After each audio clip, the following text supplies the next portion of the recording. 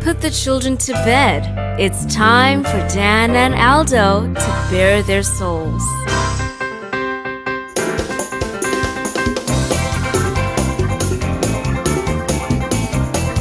I love the Chicago Bears more than I do masturbating, and that is a lot.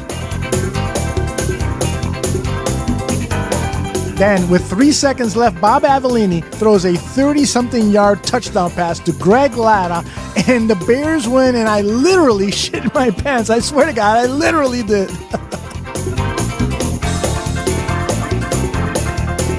Eric Kramer, for me, I love the guy. He's a tragic figure. I mean, he embodies all that is. If they don't run the ball here, I'm going to vomit. I swear to God. Look, I don't mean any disrespect. He just didn't play that well. Not for a guy of his caliber. You know, they won, but I'm going to be miserable all week because they stunk. I don't really have any recollection of that at all, but I guess perhaps I blacked it all out. So, Dan, tape is the ultimate tool for scouts and for coaches to evaluate players, to detect plays and so forth. And they spend hours looking at tape, right? Why do they so often get shit wrong? I love the efficiency of bourbon. Ladies and gentlemen, Dan and Aldo.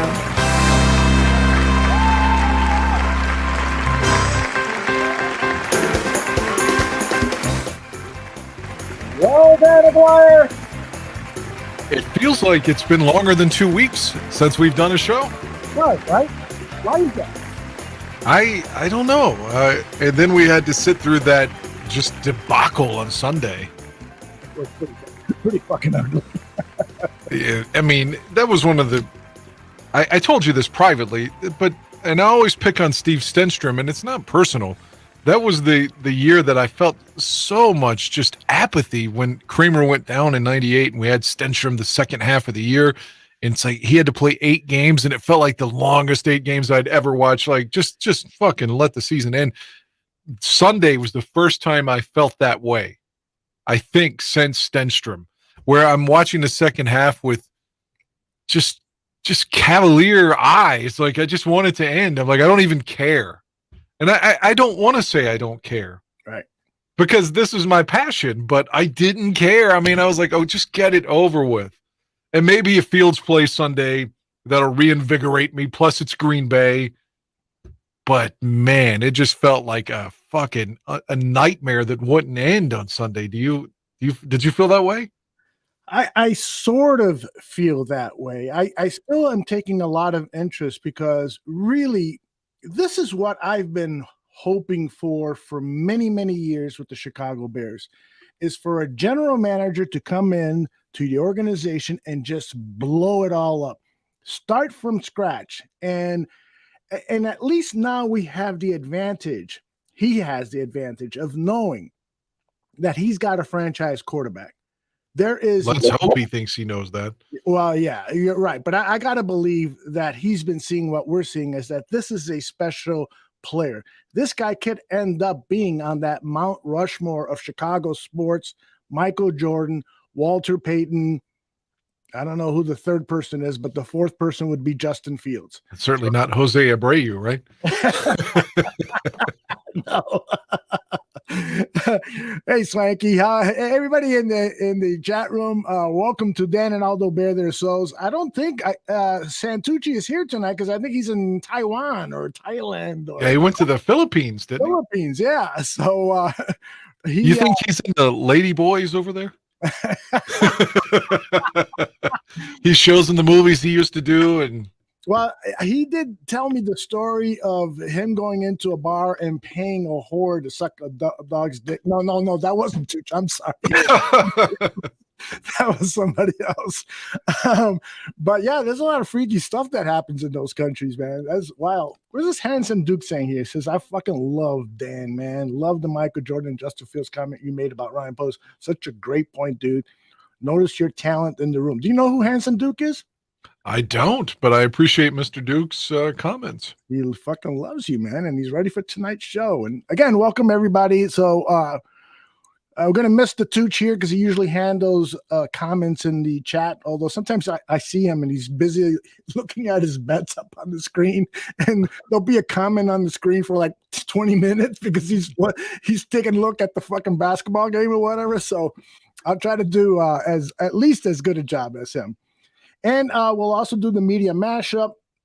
We'll talk a little bit about free agency, and I want to play a little quiz game with Dan Aguirre about Aaron Rodgers, because that's really my first topic. We'll play the game a little later, but my first topic is I don't care as much about draft position as I do about beating the Green Bay Packers Sunday. Would you agree with that? Absolutely, unequivocally, but I hate to say this if Fields, I mean, and I like Trevor Siemian, fine, but if Fields doesn't play, yeah, it's not going to happen. If Fields doesn't play, I mean, especially with Jackson out now, hopefully we get the rookies back in the secondary this weekend. But Rodgers could be yelling he owns us again with like 400 yards passing. Mm-hmm. Yeah, I don't think he's going to have that good of a game. Not one of those mega Rodgers games that he's had. So I think he's eminently beatable if at least Fields is there. If Fields is not there, then forget about it. I mean, like you just mentioned, with Eddie Jackson gone and then the rookies coming back from injury, hopefully, it's not going to be enough in the secondary to keep them to under 20 points. You're going to need to score the type of points Justin Fields has been leading the Bears to these last 4 or 5 weeks. So my hatred for Aaron Rodgers, and I never thought I'd be saying this, but you got into my head because you used that about Aaron constantly. I mean, you've been like a fucking methodical machine saying how much you fucking hate Aaron Rodgers. I never thought that I would meet anyone in my life that the kind of hate that I had for Favre, but now we've got Rodgers and someone in my personal life. So, so yeah, but Rodgers, man, it's just like, how everybody now, whenever there's a breakup or anything, they always say the other person is a narcissist. It's just everybody says that. But Aaron Rodgers is a narcissist. I mean, God, if you listen to anything he says, I mean, it's always about him. Mm-hmm. And like he was saying that he was struggling because he had a broken finger instead of saying, oh, I'm just struggling. And then he claimed that he had some kind of broken rib issue that was proven not to be true after Sunday's loss to Philly. And then there was question. I was like I told the other Dan last night, there's no way he's not going to play.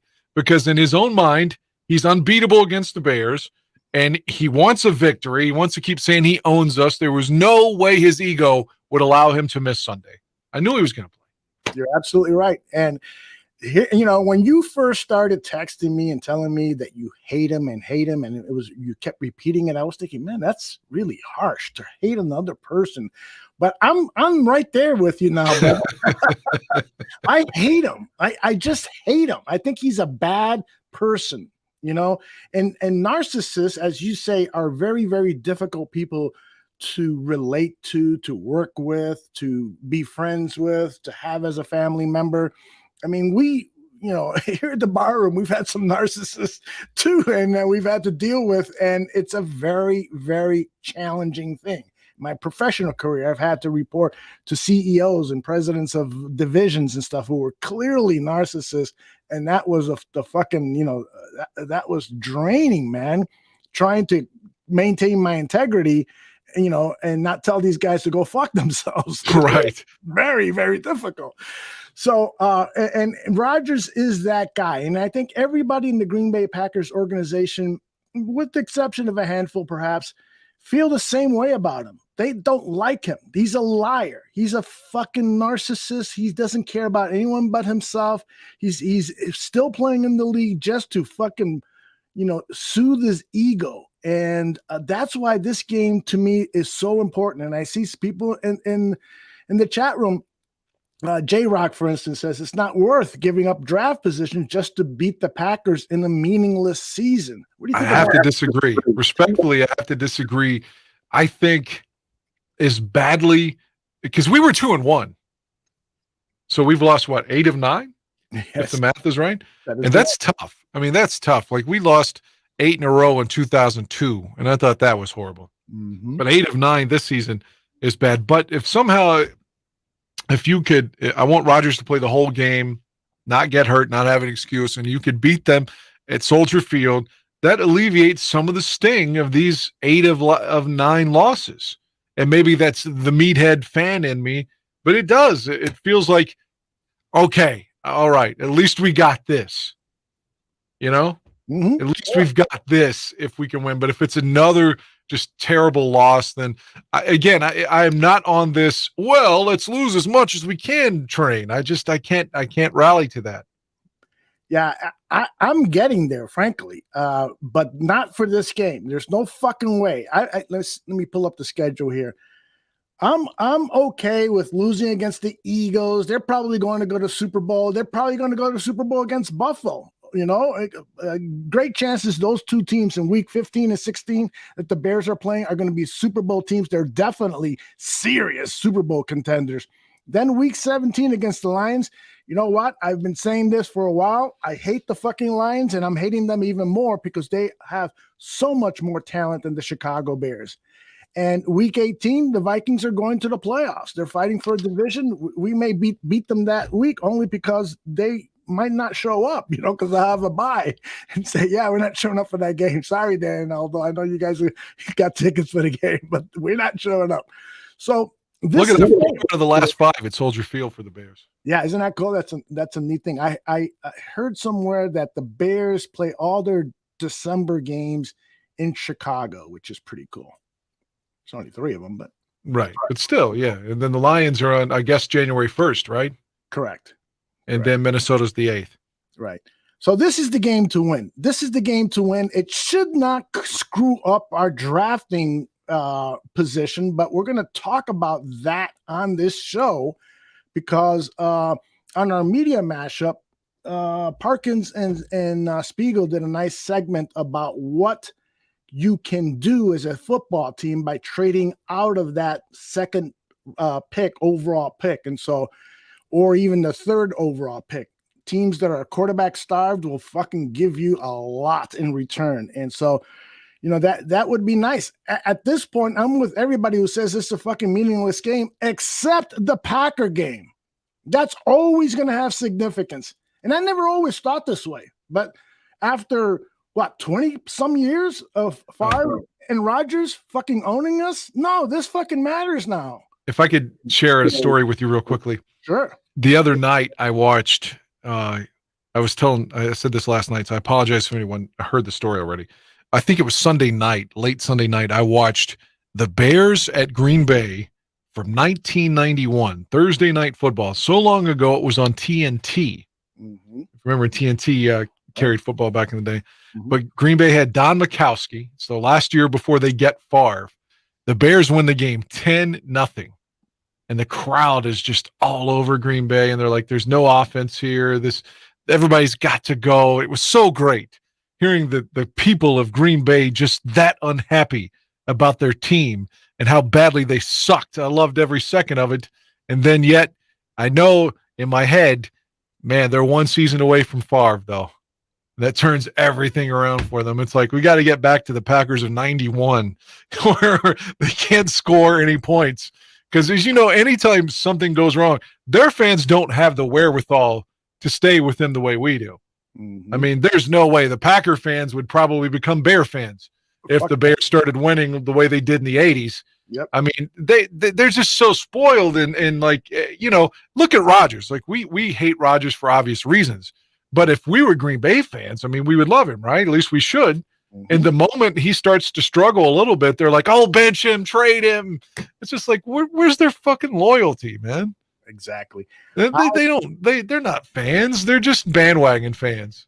They are. When I first started this whole thing, it was the NFC North bar room. And so we had bar rooms for each of the 4 NFC North teams. And I spent a lot of times trying to build up the Packer bar room thing. So I would do a podcast. I went to Wisconsin and record. It was the worst time of my life. You know? And that the one thing that it was so apparent from going up and meeting Packer fans week in and week out was that they are the most entitled fan base in all of football. And hey, congratulations, you know, you guys have the most NFL Super Bowl and NFL championships in history. You're a storied franchise because of Vince Lombardi and that whole mythos that was created by NFL films. Congratulations on that, but titles are not fucking guaranteed to you. Don't call yourself Title Town, and don't believe that you're really Title Town. Yeah, you got the most titles, but that doesn't give you that fucking title, and for you to be so fucking smug about it. You know, my Wisconsin friends are probably looking at me and saying, I can't believe Aldo's talking that way about us. Oh, fuck them.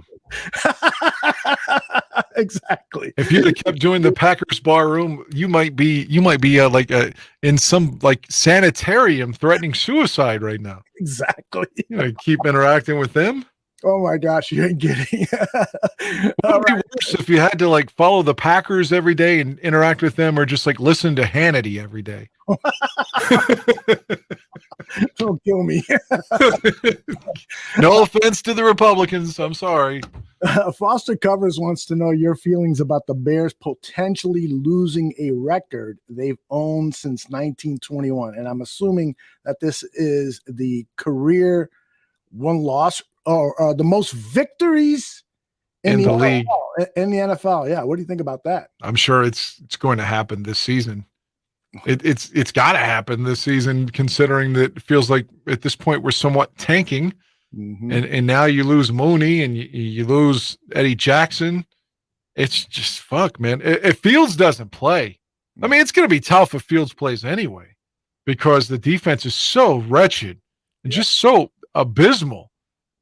But my God, if Fields doesn't play, I don't know if we'll win another game. Yeah, well, I again hope we don't.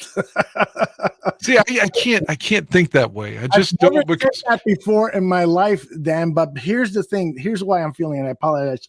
No, go ahead, please. Is because I've always asked for this teardown. You know, to fucking, you know, rip off the fucking rugs. You know, everything out. Get everything out. But wait a minute, Justin, you come back here. You come back. And yes, please stay. We're going to build around Justin Fields. And because I've been asking for that, because every fucking general manager will come in here, will do it half-ass. Keep Cutler for 2-3 years. Keep this other quarterback for a year. Not draft a quarterback because they think they got somebody. It's just been bullshit. The right way to build a team is to tear it down. That's the way I've learned how to general manage football teams. And so because of that, I think that the best, the most expeditious way to get back into the playoffs is for us to lose our games. We get that second overall pick. We trade that into a fucking bounty, you know, a bounty of picks or player person or whatever. And hopefully Poles is the guy to do that. And we now, all of a sudden in 2022, we're fucking cooking, baby, with fat lard, you know. See, the thing that I stress about is that over the last 30 years, the Bears usually miss on their picks. Yeah, I mean, other than Urlacher in 2000, of course they had Mike Brown in the second round, but beyond that, I mean, like, again, let's just say we took the second pick, and like we got the second pick and actually utilized it. May I remind you, Mitchell Trubisky was the second pick overall, and I liked Mitch. I did. I wanted him to do well, but obviously he wasn't worthy of that pick. You know, Cedric Benson, Curtis Enis, even the late Rashawn Salam, I mean, you know, was kind of a bust. And Stan Thomas, all these high picks, yep. Chris Williams, you know.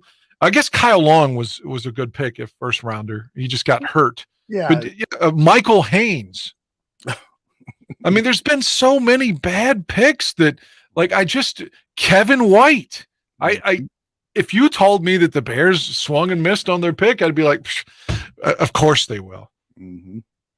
Dan's Mr. Shorty is saying Peanut, T. Harris, Tank Johnson. Come on, Dan. But no, he's referring to first round picks. The only one in that. I was going to say Tank Johnson wasn't a first round pick, and he had problems with guns and his friend getting killed in a nightclub. So right, and Peanut was not a first round pick. I think he was third, right? Maybe third, yeah. And Peanut was a good pick, obviously, and Tommy Harris before he got hurt. But the point is that the Bears have not had a lot of success with first-round picks. Yeah, the first-round picks, exactly. I mean, off the top of my head, the ones I can think of that were positive, I guess you could call Trace Armstrong a decent pick, okay pick. Curtis Conway, good pick. Yep. Jim Harbaugh, pretty good pick. Yep. Urlacher, good pick. Yep. Tell me somebody else. Well, what you're getting to is Justin Fields. Justin Fields, that's the one. That's the one. What you're getting to is that the years that we've had success with that period of time, you look back a couple of years earlier, a year earlier, 2 years earlier, 3 years, there was a series of really good drafts. Right.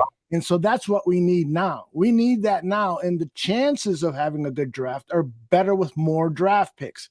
So, let me ask you this real quick then, because I don't watch college football. And the other Dan was talking about this gentleman from Alabama last night. If there's some way that we could get Richard Dent like consistent pressure and that guy's available and it's your pick, wouldn't you take him as opposed to trading down? See, that is the $64,000 question. And I actually, he's not my number one pick for this draft. It's the nose tackle out of Georgia, because this defense needs pressure up the middle. And so I'm drawing a blank on his name now, but the nose tackle from Georgia is a almost a sure thing 3-tech who would play that position like Tommy Harris did, to give you some appreciation to what he could do. Yeah, before Tommy got hurt, he was a monster. Exactly. And so that's what this defense needs. And so Jalen Carter, thank you, brother Dan. So, yes, it would be very difficult to bypass what is a likely superstar. Now, everybody's going to, you can't say 100% on anybody, but the higher the draft pick, the more the chances are, this guy's been thoroughly vetted by all 32 teams. If there's a consensus that this guy is going to have a great NFL career, it usually pans out. So, unless you're Tony Mandridge. Exactly. The incredible bulk. You're absolutely right. There have been a lot, Mitchell Trubisky was a second overall pick, and a lot of pundits had him as the best quarterback coming out at that draft. I didn't. I'll say for the 5,000th time. But, there have been some mistakes. There's no doubt about it. Coffee and Bears asked the question, why are you so bitter about Rodgers? Laugh out loud. He owns the Bears and is a Hall of Famer, one of the greatest to ever play. I respect him. You want to go first, or should I? You go first. You want the same rant that I always give? Yes. Okay. All right. Well, to me, and I'm not just saying this because, both of us have lost our mothers recently, but it's for someone to just not care about their mom, to not care about their dad, to not care about their brothers. Like, as soon as you get paid, you just tell your family to go fuck themselves. To me, I can't get on board with the person that just doesn't give a shit about his parents or anybody. And then he has that he's in a homosexual relationship, which again, I have no problem with. It's not my thing, but who gives a fuck? Who gives a shit if I like girls? What difference does it make? The point is he's with this guy, Kevin, whatever the fuck his name was. And then Kevin is disappointed, Aaron, because he's supposed to come out and tell the world that he's gay, like to help Michael Sam or whatever that guy was drafted by the Rams. And then he says, no, I'm not going to do it, and ghosts his boyfriend and never talks to him again.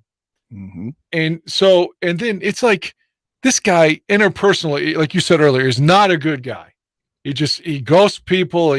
All he cares about is himself and money. He's narcissistic.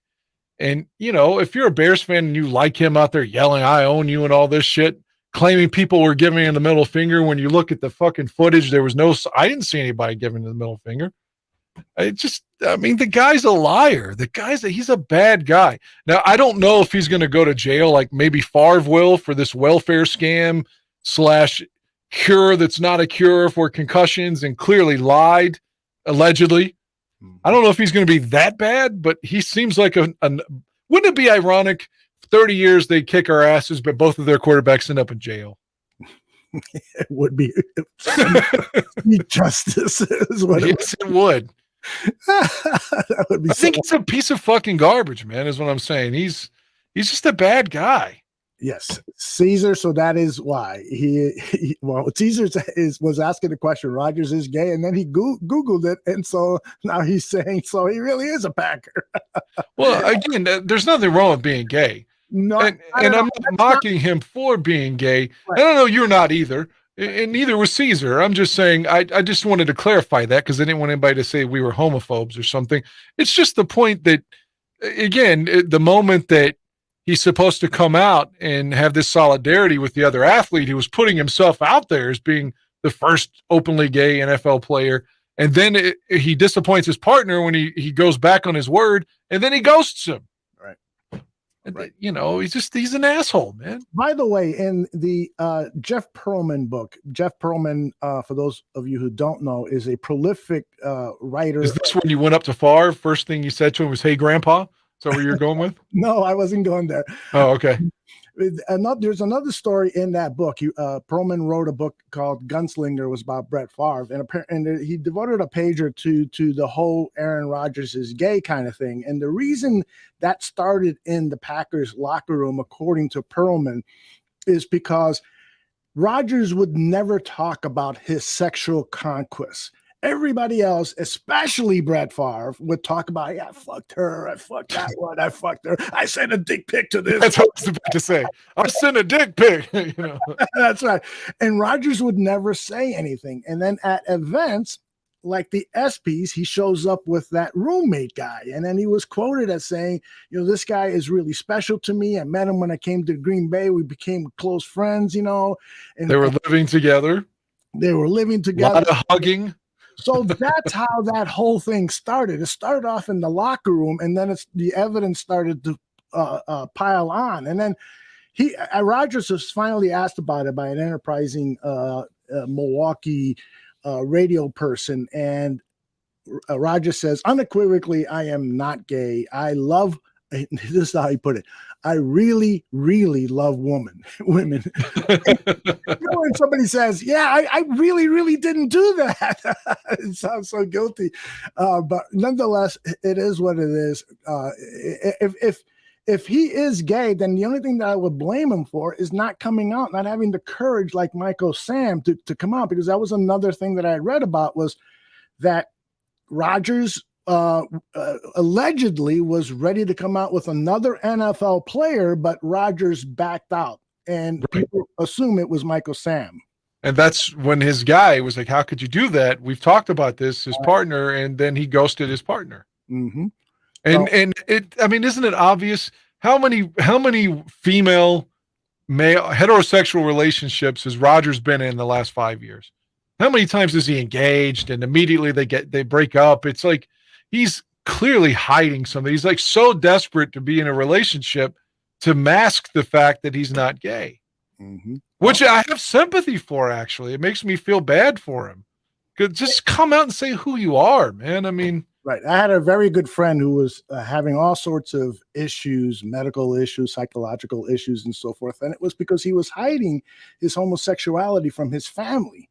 And that's all. That's got to be rough. Yeah, dude, you gotta, you understand. They won't talk to me. Being gay in that family is like verboten, and no way I can do it, and so forth. And the poor guy, man, he came close to death because of all the pills that he was taking, and he was just fucked up psychologically. So it's a terrible thing, and we need jocks. If Rodgers is gay, we need maybe Rodgers is not the sterling example of what a gay man should be with his bullshit approaches to all sorts of things. But anyway, let's get off that topic. We got more Rodgers stuff to do in a little bit. J-Rock says Rodgers is Brokeback Mountain. In a little while, we're going to do more Aaron Rodgers, but let's talk about the Chicago Bears. But before we do that, Retro says, Dan, what the fuck is going on with this thing? It comes in and goes on. Dan is the man. I don't know why he hates me. I've never overtly said I wish him harm, just subtly. I love you, Dan. I just want your Bud Light. So there's a love message from Retro. I don't think of Retro at all. I don't hate Retro. Okay. Are you guys gay?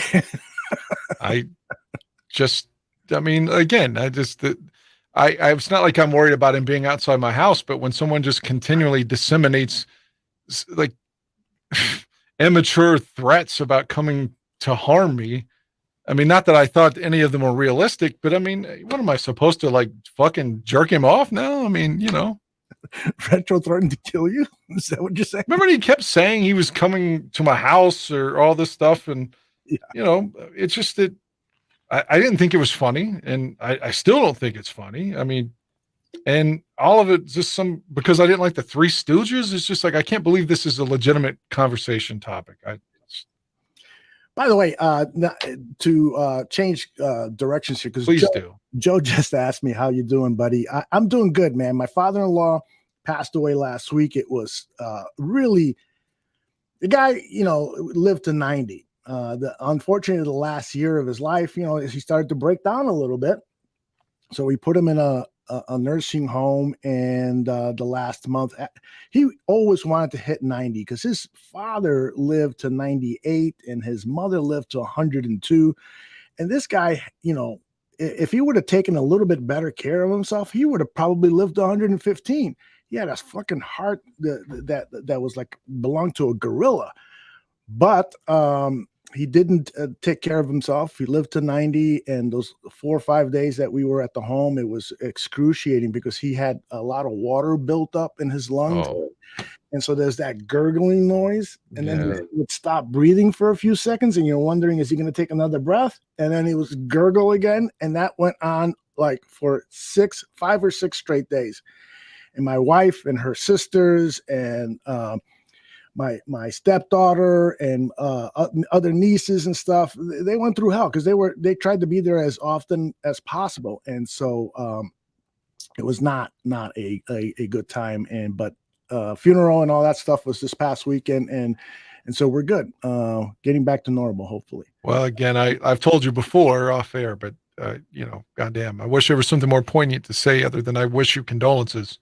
But that's just horrific. I'm sorry that your family had to endure that. No, we're all good. Thank you very much for all the kind words and stuff to everyone.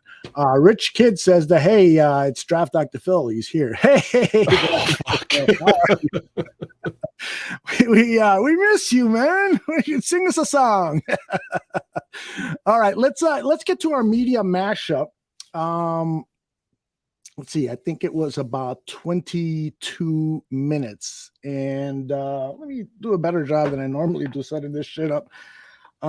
Because I almost feel bad for our audio podcast people. They're probably wondering, well, who said that and who said that? But if you're watching on the video, the names of the radio stations and hosts are on the screen. But I'm going to start off with Dan Hampton and Ed O'Bradovich, really, as you would imagine, really being upset about the game against the Jets and really lambasting the coaching staff. Brad Biggs on WSCR talking about the depth of the team was exposed, but things could be worse if the team didn't really buy into this hits philosophy. Burns and Holmes, Dan Bernstein kind of ranting about the need for a center on this offensive line. Parkins and Spiegel on the value of that overall second pick, the draft stuff.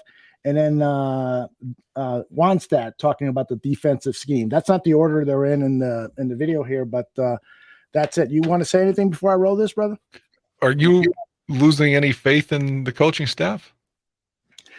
I am starting to feel a little like you do about Alan Williams, but I'm still going to give him the benefit of the doubt because the talent is not there. You know, now some people are saying, well, you can be creative and create a pass rush. That's easier said than done. If you have no talent, you have no talent. Those guys might not have the talent to pull off a stunt or some exotic blitz scheme and so forth. And as Wannstedt is going to say in these clips, now it's going to be even worse because you got new guys coming in. You can't stop to teach them shit that you've been installing throughout OTAs. You got to call basic defenses. And so now it's player versus player, mano a mano. The other team will be doing the creative stuff, but if they follow Wannstedt's advice, they're going to have to keep shit stupid. I mean, keep shit simple. Yeah. The KISS formula. No one has been more disappointing this year, perhaps on the Bears, more so than that Gibson. Mm-hmm. It felt like he was an up and coming kind of guy, and he's proven to just be a fucking wasted draft pick at this point. You're absolutely right. Absolutely right. King Pookie lost his uncle's mother passed away and grandmom died the same week. Man, it's rough, brother. Hope you're well, King Pookie. Same. All right, so here's our media mashup. Dan, if at any point you want to stop it, just yell. I shall.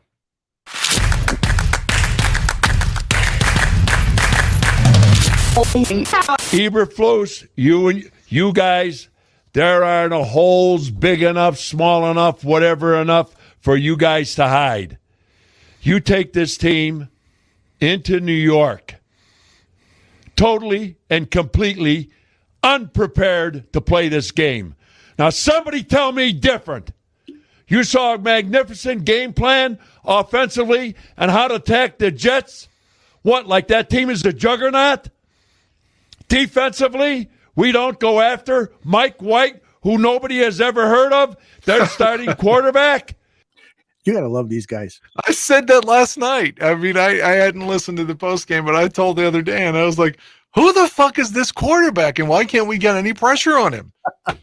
Nobody knows. And a few people knew him, said that this guy's got a lot of promise. But trust me, that's going to be the best game of his fucking career, given who he was playing against. There's no doubt about it. You got to hit him. Like when you got a guy like that, it's like 22 or 29. I mean, you keep hitting him a few plays in a row. Let's see if he continues to be so accurate. I doubt it. I got to tell you something, Dan. There are certain times where you got to lay in a dirty hit. I hate to say that, but when I played, there were times, a second after the guys released the ball, you give him a fucking hit and get into his head, because you got to do it somehow, some way. Now, I'm not advocating that you fucking, decapitate the guy. Charles Martin.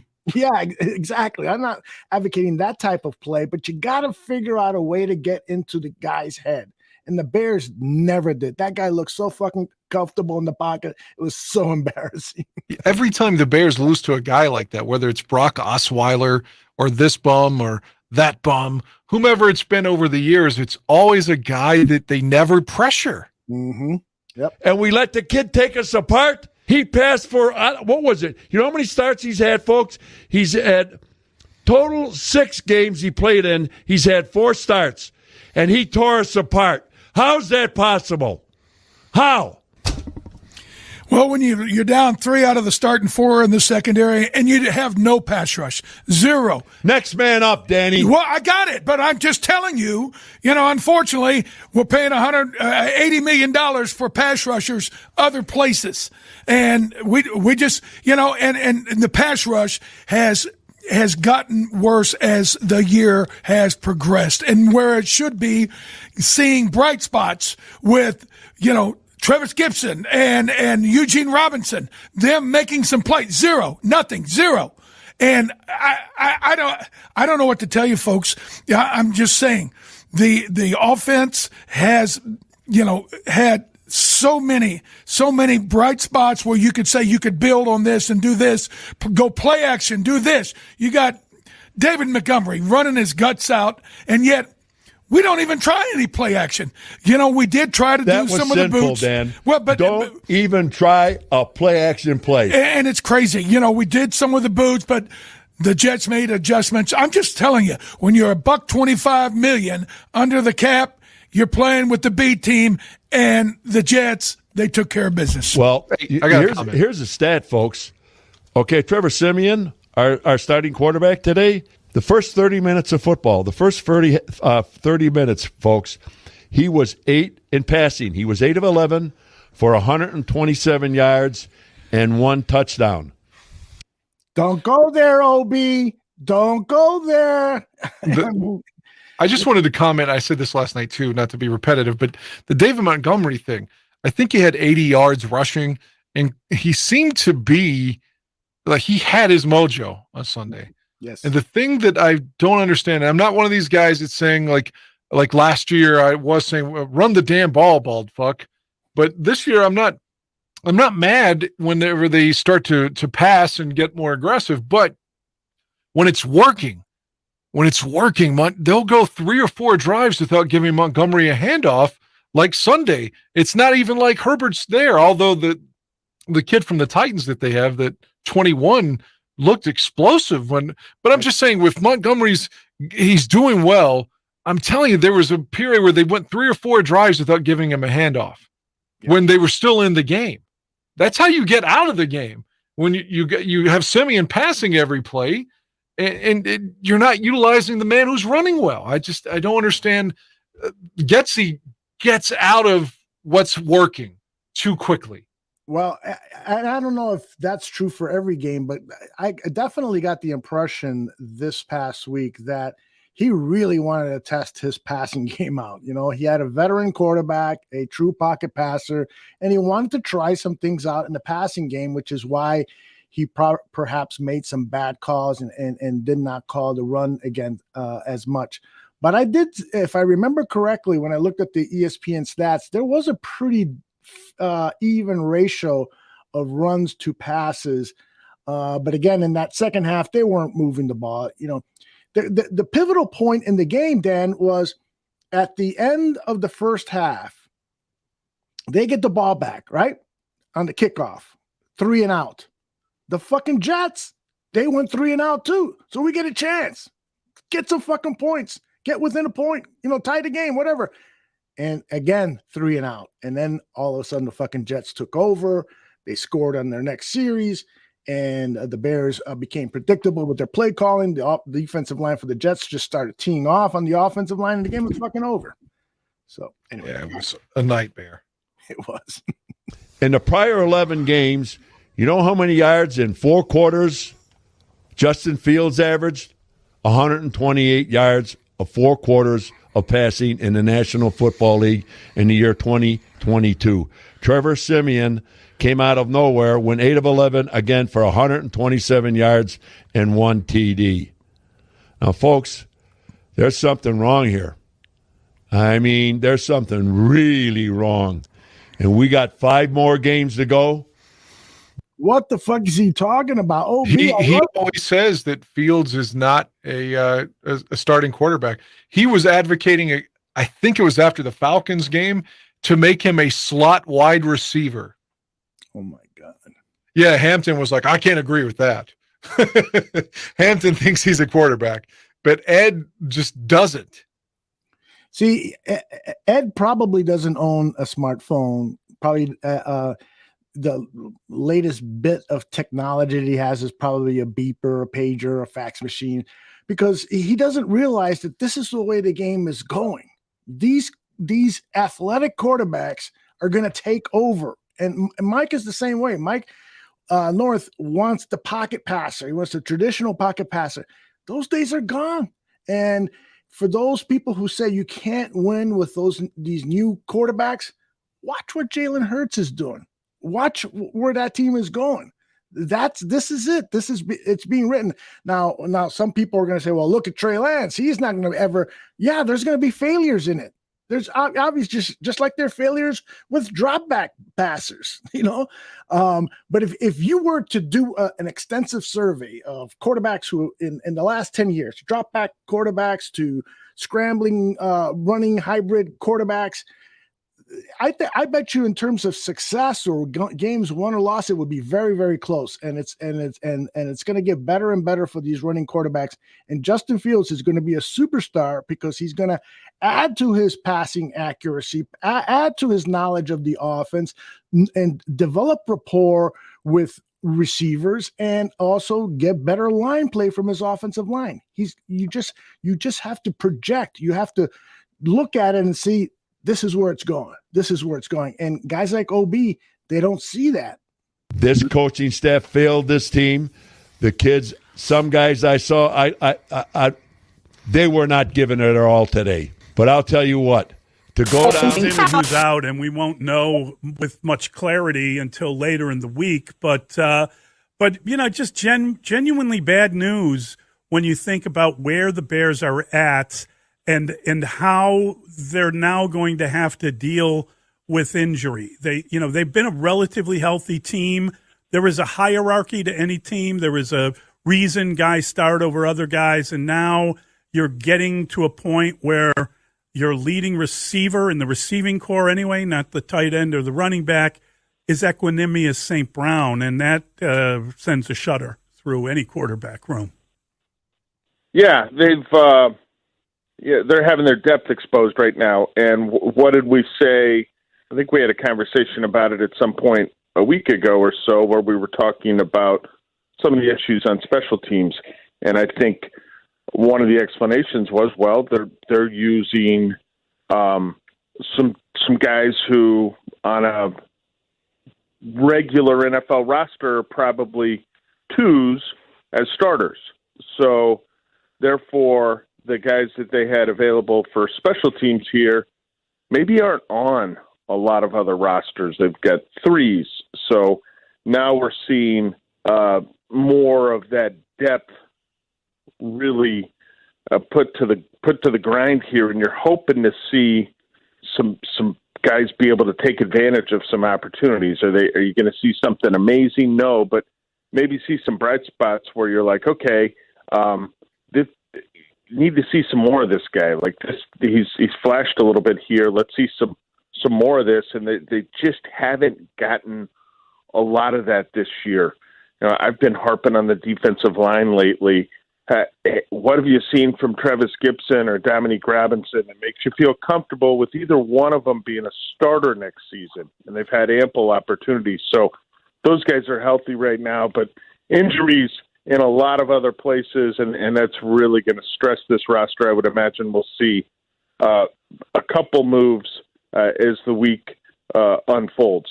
Yeah, they've got a bunch of complementary players, but no players really to complement.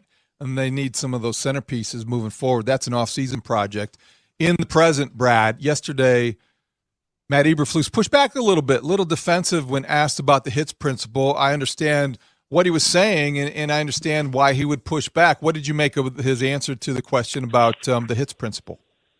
Well, that's a good question, and you look at where they're at with the turnover margin, and I think they're even. He talked about that. You'd like to see him be a little bit better than that right now.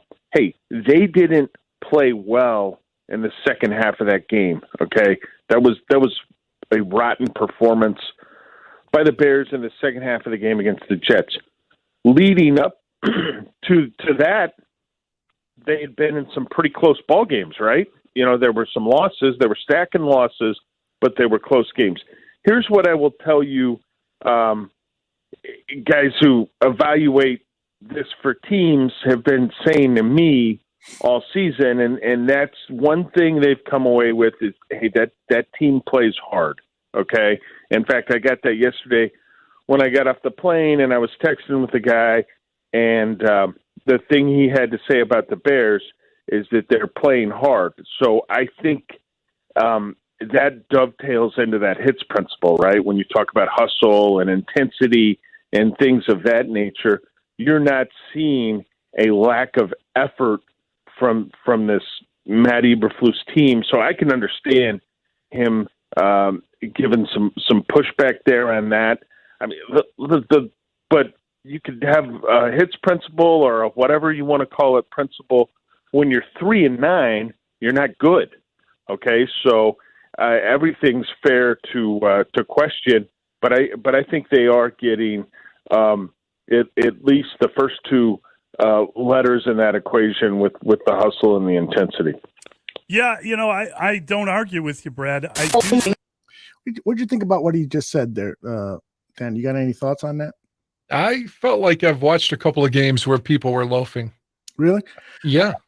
I think you're right in that, that the whole thing, I mean, you watch any NFL game and even good teams, their players are loafing. They're tired, I think the theory is good, but the possibility that you can execute that 100% of the time, I don't think that's possible. But listen to what Chubb says. He says, who cares if they play hard? I care. You should care too. And he goes on to say, if they suck, the defense sucks. And then the last game, they didn't look like they were playing hard. Well, I don't know. I think what we saw out there were just a bunch of guys who fucking didn't know which way to run. They didn't, there was a lot of guys, second and third stringers in there. And so we saw a bunch of Keystone Cops play, especially in the second half. The bottom line is that there's no talent here. And when you have great talent, you can fucking not know a play and still do something great on it. Some of the guys the Bears have, if they don't fucking know the play or playing, by reacting quickly as opposed to thinking, which is what we were seeing out there on Sunday, you're fucked. You're fucked. That could be an indication your coach isn't that good either, though. That is true. That is absolutely true. The position coaches and the defensive or offensive coordinator, whichever you're talking about, could not be doing a good job of getting through to these guys. But again, it's hard to teach a guy who has not had success somewhere else. Well, I mean, if you're saying that they're not good because maybe they lack speed or they lack quickness or whatever the attribute that we're using to say that means they're not very good, at least have them in the right spot. Yes. Like maybe they're 2 steps too slow, but they were there, but they just missed, but it seems like you were saying they're out of place. Mm-hmm. So are we saying that the players aren't good because they're not smart and they're not able to, and I don't want to call anyone stupid. I'm just saying, are they not able to make the plays because mentally they can't hack it, or is it because the coach can't teach? And I don't know the answer to this either way. It's something I worry about.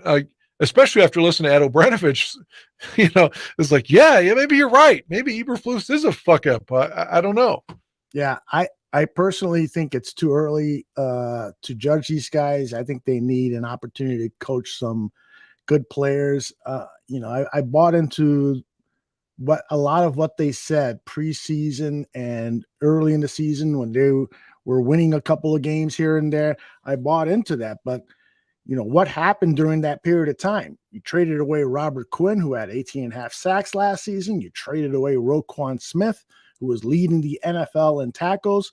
You got injuries on top of that. Arguably, I'm not going to tell you Sanborn's going to be anything but a couple of games wonder until he shows otherwise. But so far, he's probably exceeded what Roquan was going to do. Because Roquan will have one good game and then he's missing for a month. Mm-hmm. At least Sanborn has had just a cavalcade of tackles. Yes, indeed. In fact, he's had more tackles since Roquan Smith. So that's a very interesting stat. All right, this is Juan Stat now with David Kaplan. Love Wani. What are you trying to get out of your defense? You still have to play 5 more football games. Yeah, that's the team really, and we had 1 turnover. We only had 1 or 2 penalties. I mean, we did not play a sloppy football game. We just played a football game where we weren't good enough. And I always looked at it this way, Cap. If guys, and I should have said this last night. I'm glad we're talking now. When I would be a head coach, and if I had guys running clean free, okay, on defense, I'm calling my defensive coordinator in, and I say, we got a problem. This scheme, either it's too complicated that the players don't understand it, or it's not worth a damn, okay? But it's a scheme. If we've got players in position and the other team's making the play, I would tell my coaches, keep doing what you're doing, keep coaching it. I got to get better players. We don't have good enough talent. And that's what I see with the Bears. We're handing the ball off, and they're running making some yards on the run and pass, it's not because they're tricking us. They're really not. I mean, their guys are just making more plays than we are. Now, with the injuries, to get back to the original point, you're going to have to keep it simple. The worst thing that Matt Eberflus could do is come in with new guys that aren't as talented and aren't as experienced and start adding a bunch of new things. Now you're going to get those guys running free, and you're going to give up some real easy scores. So do what you've been practicing all along. Do what the guys need. You know what they need? They need a center. Mm-hmm. They need a kick-ass center. When you watch what the Eagles do, they're running the same stuff. Yes, they are. But this stuff with Jason Kelce as opposed to Sam Mustipher is night and day. And Jason Kelce is appointment viewing. Watch what they do with him. Look at what his athleticism, intelligence, strength at the point, everything he does, it changes all of their offense because of how great he is. And I'm not even talking about the tackles. And you've got two great tackles. Tackles are real good. They're great, but this is why I asked Tim Jenkins about it last week. This is why I asked about how to rebuild an offensive line for this offense. And he said in, out. Yep. He said guard, center, guard. And whatever you think of Lucas Patrick, I don't know what they think of Lucas Patrick. What we saw, he had one good half, is what I saw. But I want to start with an absolute stud center. And then I'm going to feel... Finding those guys is really difficult, though. Like, finding great centers. I know. Is hard. It's no harder than... I actually think it might be the hardest position to scout. Because if that guy is a great center, he's usually in recent years. In that college, guy is he's usually gone. Or he's more valuable to a different offensive line position. Someone's moving him to guard or something like that. I think it's a hard position to scout.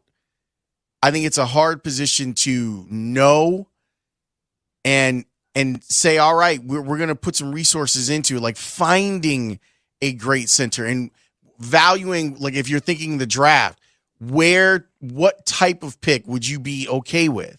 Like if the Bears end up with 2 high ones, for example, because they traded out, are you okay if they were to take a center?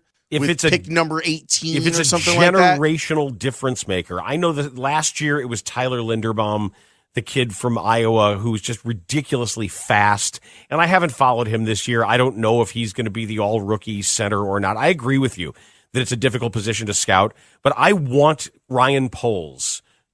I trust that he knows what he wants and that he understands what I'm talking about, that when it comes to the center on offense and the 3 technique on defense, that you're really talking if you think you've got those guys. I got to interrupt here a second. I got into a Twitter beef with someone, and basically it's there is the feeling out there that you got to invest a lot of money and high draft capital to build a good offensive line. Now, the Philadelphia Eagles offensive line is considered the best in pro football this season. They're doing, like Bernstein said, they're doing some incredible things. All right, so Travis Kelce, he was drafted in the 6th round. The left guard, Jordan Mailata, drafted in the 7th round. And the motherfucker didn't even play college or high school football. He was a rugby player. Isaac Simola was drafted in the 3rd round. I forgot to write down one of the other players, but he was also a mid-round draft pick. The only first rounder on that offensive line is Lane Johnson, the right tackle. He was a first rounder. You know, offensive lines are built all sorts of different ways. Did I say Travis Kelce? I meant Jason Kelce. Thanks, Mo. It's we can devote first round draft picks to offensive linemen. I wouldn't have a problem with that. I believe in investing in the trenches, defensive line and offensive line. But again, this team has got so many fucking needs. And what we're seeing right now is that a 5th-round draft pick, a guy named Braxton Jones, has had a really fucking good rookie season.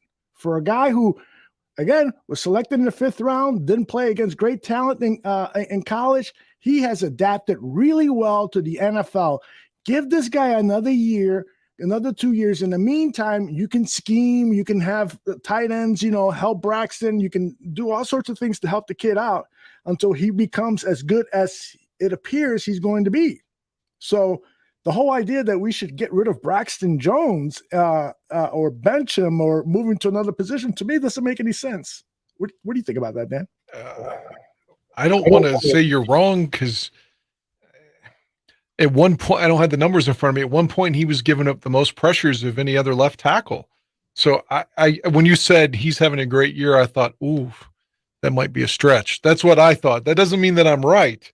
And I know that he's a middle to low round pick, playing his first season, trying to figure it out at left tackle. And that's difficult for anybody in his spot.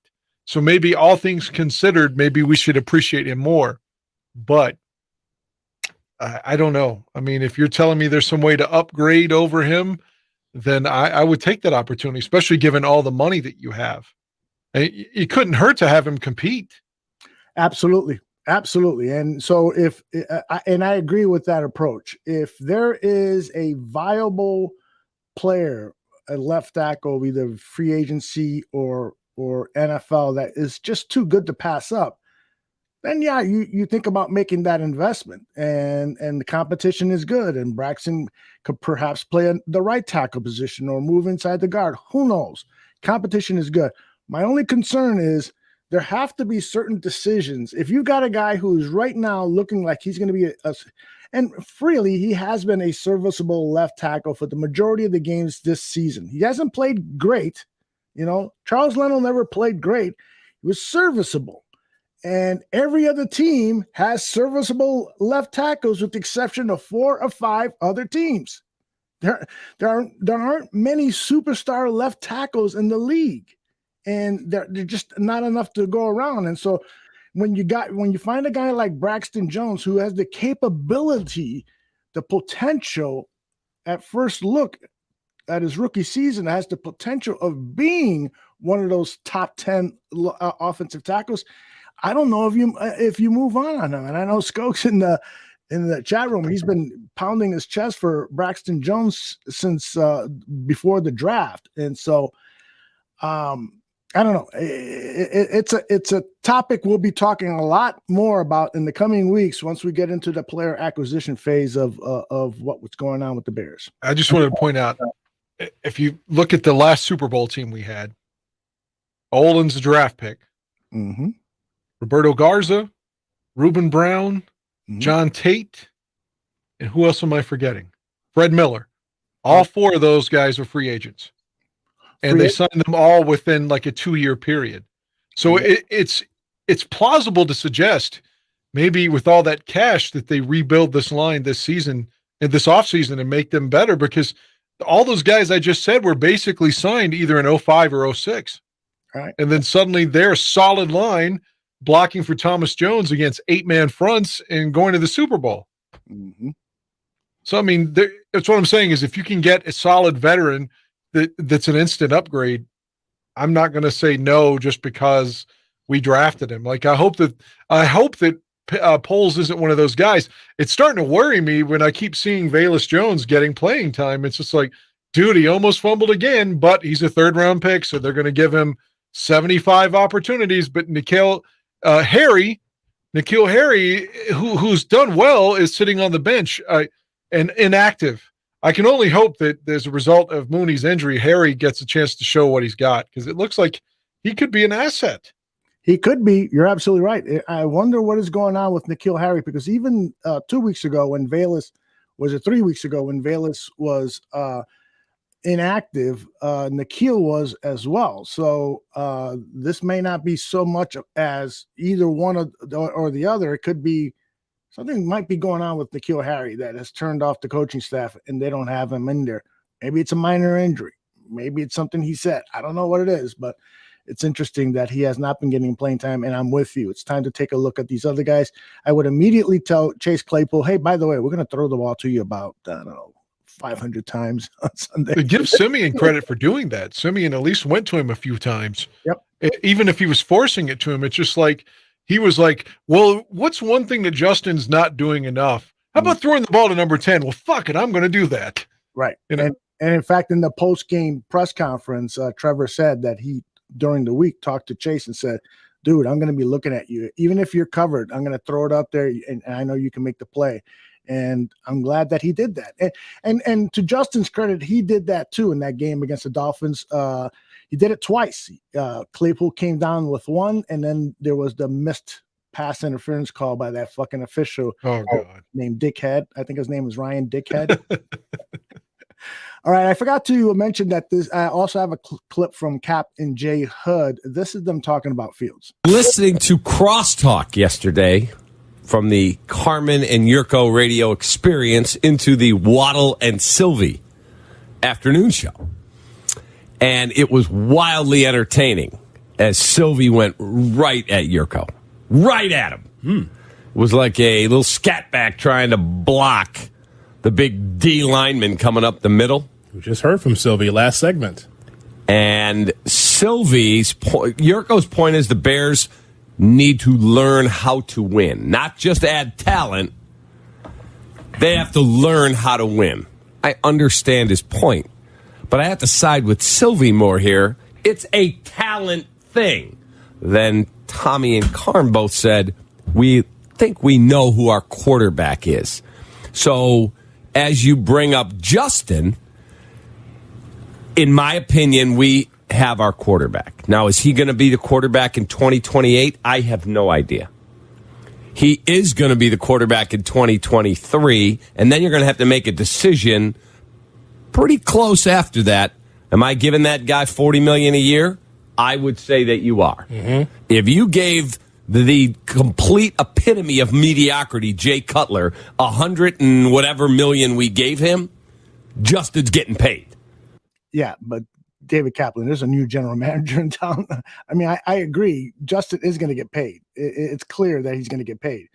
But I hate it when, people assign, accountability, responsibility to some GM on a decision that was made by a previous GM or 2 or 3 ago. Doesn't that bother you? Yeah, but it's still worthy of a comparison. I think I still think that's not. Again, the last couple of years, Jay was balling, and the fucking, the defense was really bad.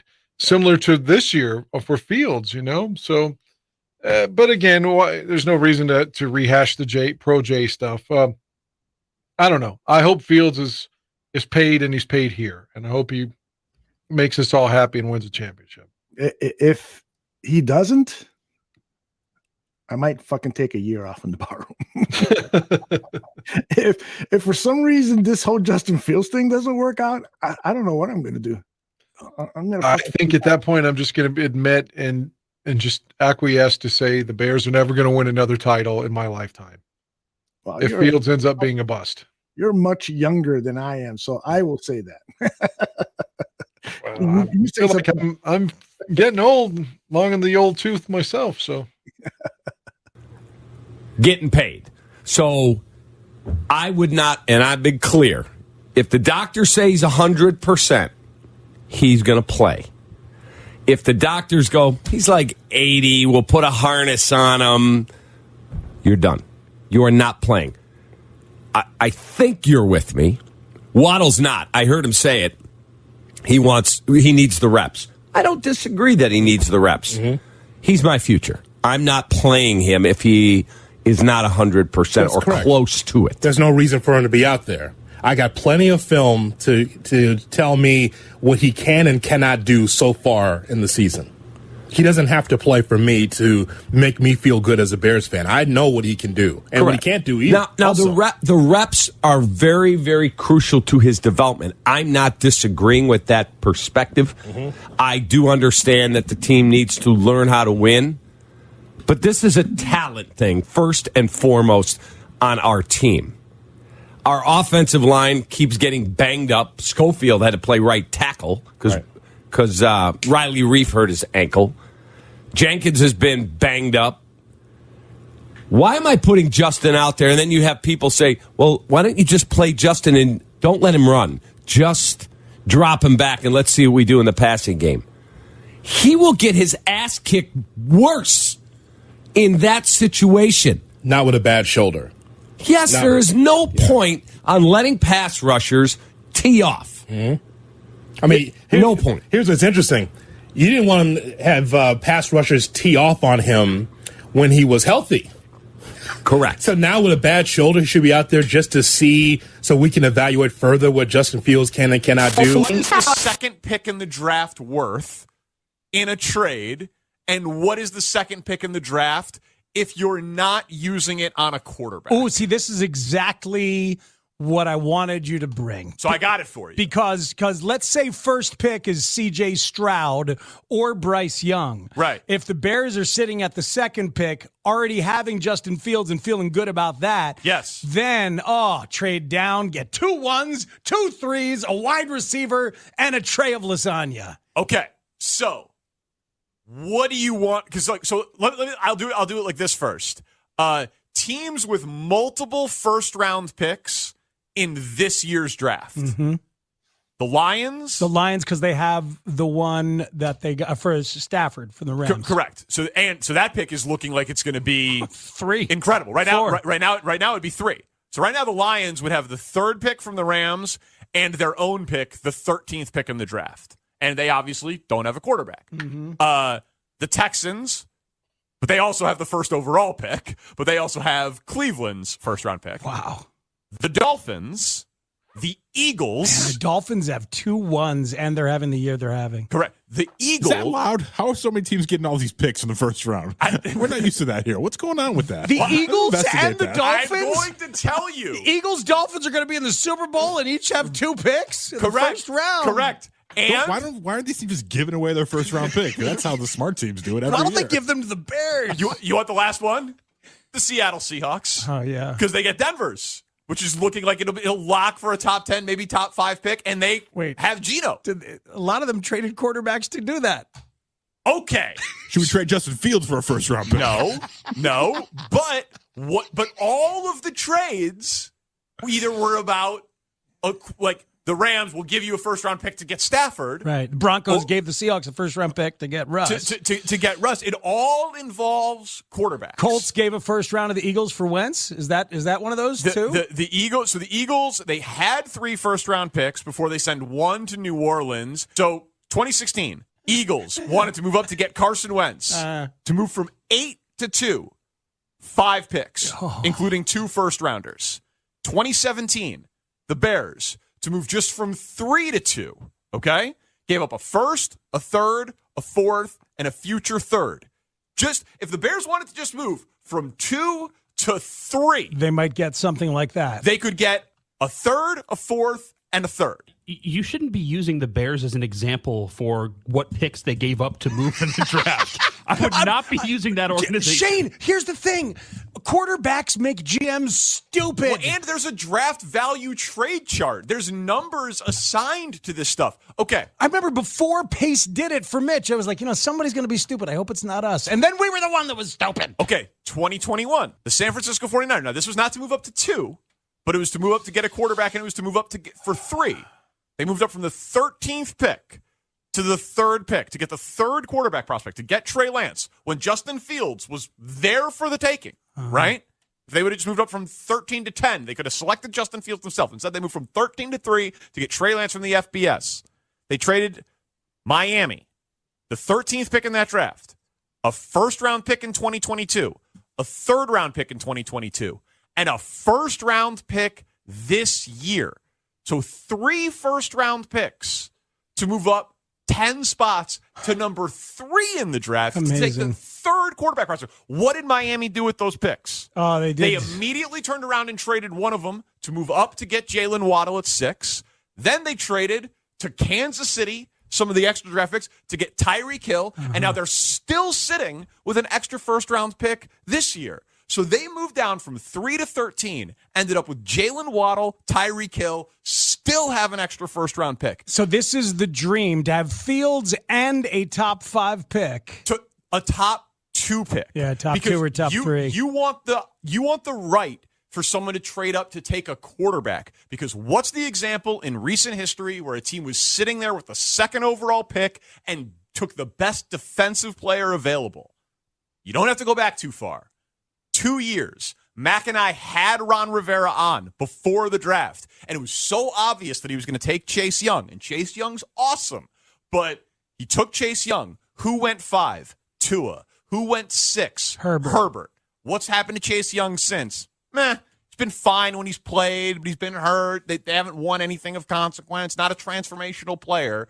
But if someone would have fell in love with Herbert or Tua and been willing to trade up to take a quarterback. Now, there's got to be a quarterback prospect who's there, but by all accounts, We got a couple of them. Got a couple of them. Like, you are talking about the Lions, for example. You'd have to trade within your own division, but they just did it with the Vikings with TJ Hawkinson. You think the Bears would be in a pretty good spot if they had the 3rd and the 14th pick and an extra 3rd or an extra 4th to just move down? I think that's Ryan Poles' dream. It's the dream. I think that is the fantasy. You saw how much he traded down for extra picks this past year and he didn't even have a position of power to be coming from a position of power. I just hope he doesn't regret giving up the 2 for Claypool, but that's a different conversation. But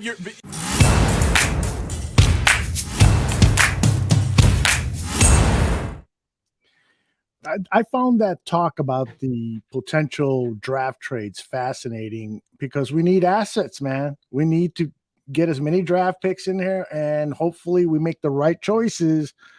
Dan, stop with the negativity about Stan Thomas. Well, no, I'm just saying it's not a slam dunk, and I feel like that's right. not just me being pessimistic. I think that's me being realistic to suggest or to surmise that may not lead to this gold mine.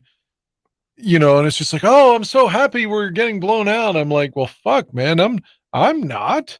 Any given Sunday, so I'm thinking on that any given Sunday we can upset somebody, and I'm disappointed when we don't. But the people that are so happy we're losing, their whole premise is to say, well, we're going to get this great pick, and I'm just saying, pump the brakes. You don't know if that's a fact. Well, we might get a great pick. We don't know if the great pick is going to translate into a great play. Well, that's essentially what I'm saying. Yeah, exactly. So if you have to go through the shitty season of losing, and then you have a bad pick on top of it, which, I know we have a new general manager, but in previous seasons, that seems like the norm, that they haven't been drafting well. But Dan, you've got enough evidence now in front of you that this team, as it's presently comprised of, it's not going to win. They're not. No, I know that now. Right. So, earlier in the season when, you brought up the people that we have traded, and like you feel, again, there are 4 or 5 games they could have won easily. Just a play here or some luck here or luck there. And you got at least 6 or 7 victories with the cupboard being bare, so to speak. No pun intended. So I'm saying they weren't that far off earlier in the season. Do you think, and people in the chat, help me out with the responses to this question. Do you think that if the team would have kept Robert Quinn and kept Roquan Smith, forget about their futures with the team, whatever, but if those 2 guys would have still been playing with the team, do you think that we would be in the playoff hunt?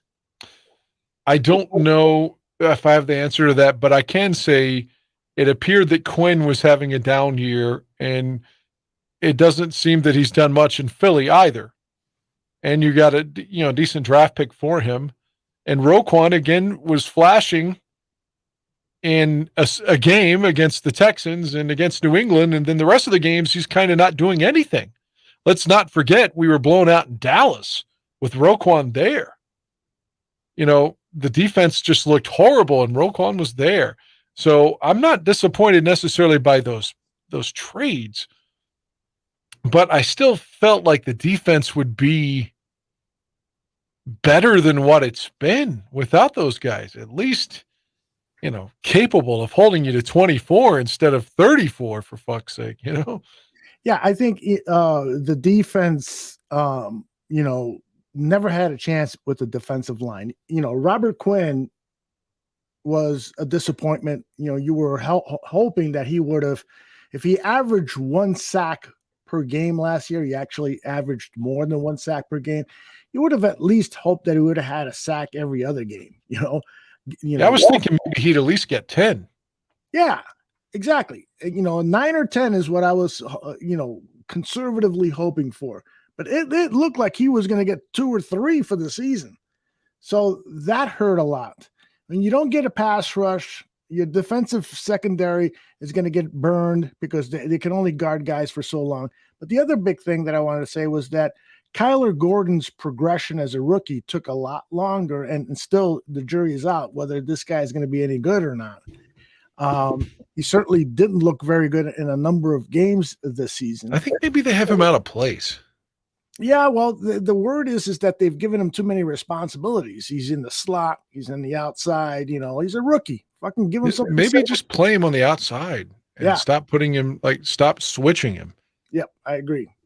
They so many fucking coaches do this. Oh, we want to give him a lot to see what he can handle. All right, we can see here after that one play that you're giving him too much to do. So fucking stay away. I still think he's going to be okay. I could be wrong, but I don't see bust on Kyler Gordon. Yeah, I don't see it either. I think he's a really good kid, very bright. He's got great agility. The kid was a ballet dancer when he was growing up. Reminds me of Len Swan in that regard. Exactly. So I just think that once he's comfortable and he's flying out there as opposed to thinking, because he's been given so many responsibilities, I think he'll definitely get better. And I think Jaquan, he definitely, in my mind, would have been a top 5 NFC defensive rookie of the year player, but who knows what the injury, where that will how that will turn out. Let's hope they're both able to play Sunday. Mm-hmm. Oh my gosh, we desperately need those guys, man. We desperately need those guys. I mean, if you get Brisker back there with DHC, I think, he's been here so long and he's like a good guy to come out of the bullpen, so to speak. Mm-hmm. And I'm not saying he's as good as Eddie Jackson, but I mean, maybe you could still win a couple of games with DHC and Brisker at safety. Mm-hmm. But you're going to have, okay, if Vildor is going to play one of the spots, you're going to need Johnson with Gordon. You're I don't know. If you've got Jalen Jones mm-hmm. and Jalen Johnson and Vildor, that doesn't sound too good, Mm-hmm. Pepe reminds us about Kyle Fuller's rookie season, which was bad too. So I don't remember if it was bad. Wasn't his second year the bad one, Kyle Fuller? Yeah, the 1 year that he had a minor injury, what it seemed like a minor injury. They cleaned out his knee in the preseason and he missed a whole year. Right. That was 2015, I think. Okay. So and then he came back and become a stud after that, but it looked like the Bears would move on from him at one point, mm-hmm. just because everyone was questioning his willingness to play, mm-hmm. his heart, in other words. Yeah. Address a couple of things here. Handsome Duke says, Dan made a point on Bears Country podcast saying, what if Doug Collins came in after Jordan was drafted and said, I didn't draft him. He's not my guy. Ryan Post to Justin Fields. Revisit that, please. So what was that about? Yeah, we were talking about the possibility of the Bears having a second or third pick, like you said, and what if they shock the world and draft another quarterback, because the premise being Ryan Poles is like, well, Justin Fields is not my guy. I didn't draft him, so let me draft my own quarterback. And I was just talking about, I mean, how many coaches did Jordan have before Doug Collins even got here? 3? 2. I want to say Kevin Lockery. Oh yeah, 3. Stan Albeck and who was the third guy? I forgot who the third guy, but I'm pretty sure it was 3. Yeah, that's what I'm saying. That's before Doug. But what if someone like Doug Collins or even Phil Jackson But Phil was with Doug, but I'm just saying, what if they said, well, you got this great superstar who can't win. He's not good enough, but man, he sells tickets. We could trade him and get, a shit ton of back. We didn't draft him. So why don't we move Jordan? Is what I was saying. Because at the time you're saying, well, Jordan's not good enough to beat Detroit. He doesn't have enough heart or toughness or tenacity to actually do anything but have wide open slam dunk contest kind of moments. He's you could say these things about him, which would have been wrong, obviously, but at the time you could look smart by saying that, like, he won. He's great in the All-Star game weekend, but what is he going to do come playoff time? So why don't we move on from him? Because we didn't draft him anyway. So do you see the correlation? If like Ryan Poles could say, well, Fields is sort of a highlight machine on certain plays, but what is it? He's 5-16 as a starter, so he can't win, and we can get a lot, and we can draft our own guy. And I'm not advocating any of this, but I'm just saying that I can make an argument where Poles would do something like that and piss everybody off, I think. All right, here's Mo Bierman saying, crazy idea if we end up at number 2 overall. Only if Poles has a 3-year plan, of course. Draft the highest coveted quarterback, then put JF1 and the new pick up to all bidders and take the best offer. A Ricky Williams type of deal. What do you think about that? Well, as much as I love Mike Ditka, I don't think anyone, and I'm not trying to disagree with Mr. Bierman, but I don't think anyone's going to give up an entire draft again for a single player, such as what Mike did for Ricky Williams. And I'm going to be stubborn on this one and say, I think Fields has done enough where they should tell him in the offseason, hey, you're the guy. Don't worry. You're our guy. There's no bullshit here. You're the guy. And we're building around you. We're getting you some help. We've got money. We've got our draft picks finally. It seemed like because of Khalil Mack, we didn't have a draft pick forever. It's like we're going to stock the cupboard again, using that same cliche. But you're the guy. So just be well and get ready. Right. I think everyone, again, needs to look to Philadelphia. That's the model. That's the model about putting together an offensive line, and it's the model of how to work with a mobile quarterback like Justin Fields is. Look at what Jalen Hurts is doing. And all of these questions that we have about our quarterback, Justin Fields, are questions Philadelphia fans had about Jalen Hurts. His first 2 seasons, nobody fucking knew. He was, we got to draft a quarterback. I don't think this guy is the guy. This guy can't throw. He's just a running quarterback. All sorts of fucking doubts about Jalen Hurts. But I was praying that the Bears would draft him in the 2nd round because I thought that this guy has something. He's got a aura about him. He's a running quarterback, and so it's a new style offense and so forth. And I think that guys like him and Justin Fields, these guys are going to take over. They're going to fucking take over the league. You're still going to have great pocket quarterbacks. But these hybrid quarterbacks, guys that can run for over 100 yards in a game and pass for 200 yards in a game, are gonna be because college programs, that's what they're churning out. So we're going to see more and more of that.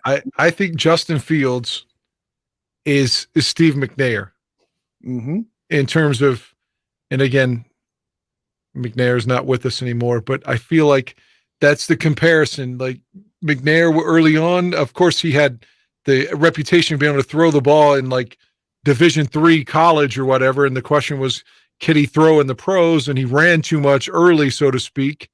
And then by year 5, he's in the Super Bowl and loses by half a yard. And then after that, he, wins an MVP, right? Didn't he split an MVP with someone? Yep. Maybe with Manning, maybe. I don't know. It was like a co-MVP deal. McNair was a great player who could throw and run, and he was tough and can run your ass over. And I think that's the model of Fields is going to be. Or maybe Dante Culpepper before he got hurt and tore his knees up.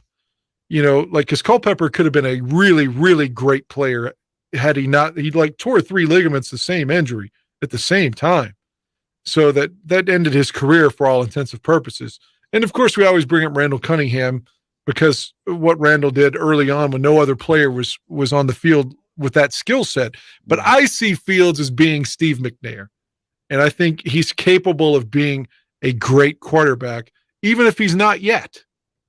I think you build around him. By the way, it was Peyton Manning who shared that MVP award with McNair. Was that 03? That was 2003. You are fucking unbelievable. That was just a guess. I thought it was 03. And even McNair old with the Ravens was pretty good still too, you know? Mm-hmm. It's just a shame how he got killed. It's just fucking awful. Let's put your ability, your to remember things, your knowledge, your encyclopedic knowledge to the test here. Okay, let's go. We're going to play a game that is called True or False. Aaron Rodgers is a shithead. Okay. So we start. Sure, let's go. We start with this image of Aaron in the shitter. You can tell he's taking a shit right now. I'm gonna, for every time that you answer one of these three questions correctly, I'm gonna throw some shit at his face. Okay. Okay. All right. So, true or false? Did Aaron Rodgers say, "I think very highly of myself. I think I'm capable of a lot of things on the field"? True. I don't know the answer, but I'm going to say true. Oh yeah. Oh yeah. That really does look like shit. It really is shit. Very good. Excellent. What year did he say that? I bet he said it this season. I think he says it every season. Had he said that when he's backing up Favre, like, oh, that's cool. But if he said that in 2021, yeah, then you're making my point for me about him being a narcissist. Exactly. All right. True or false? Did Aaron Rodgers say, if the vaccine is so great, then how come people are still getting COVID and spreading COVID? True or false? Before I answer that, I read something today that he told Deshaun Kaiser, as soon as he met Kaiser, he said, you should do your research on 9/11. It's an inside job. Oh, jeez. Within the first conversation. To answer this question, I'm going to say he did indeed say this. True. Oh, some more shit on his face. God. That looks like a cock on his face. Yeah. Who did this graphic? It should be fired. All right, so the final one, true or false, I'm going to give you three names that he may or may not have had a relationship with. Let me put them all three up on the screen. Olivia Munn, the actress, Danica Patrick, the race car driver, and Lil Nas, the rap singer. True or false? Did he have a sex with all three of those? Well, I'm going to say false because there's no evidence on Lil Nas. There's no evidence of the other two either. They were just kind of like token girlfriends. Why would Danica Patrick switch teams? Jesus, we don't want you back, Danica. I forgot to load my third picture of shit. It was a crown of shit on his head. So, anyways, you got all three right. So there you go. Aaron Rodgers is a shithead. He is. God almighty, he is. I think at this point, Green Bay would like to move on from him, but they just gave him like $700 million. So, by the way, Chubbs is so right. Olivia Munn is one of the hottest women I've masturbated to. She is really gorgeous. What yeah, if she was on the newsroom, she looked great on the newsroom. Yes, great show, great woman. Chubbs saying that's disgusting. Of course it is. Danica is from Beloit, Wisconsin, so I could understand why she would easily betray the Bears. Do you want her back? Did you say you wanted her back? No, we don't want her back. If you're going to switch teams just at the opportunity of getting some money or some notoriety or even some dick, I mean, then you weren't really a fan anyway. Hey, here's our resident Detroit Lions fan. Let's see what he's got to say. The Bears are so bad I can't even make fun of them. It's like fighting a toddler, and the chat really can't say anything. Oh, come on, Don.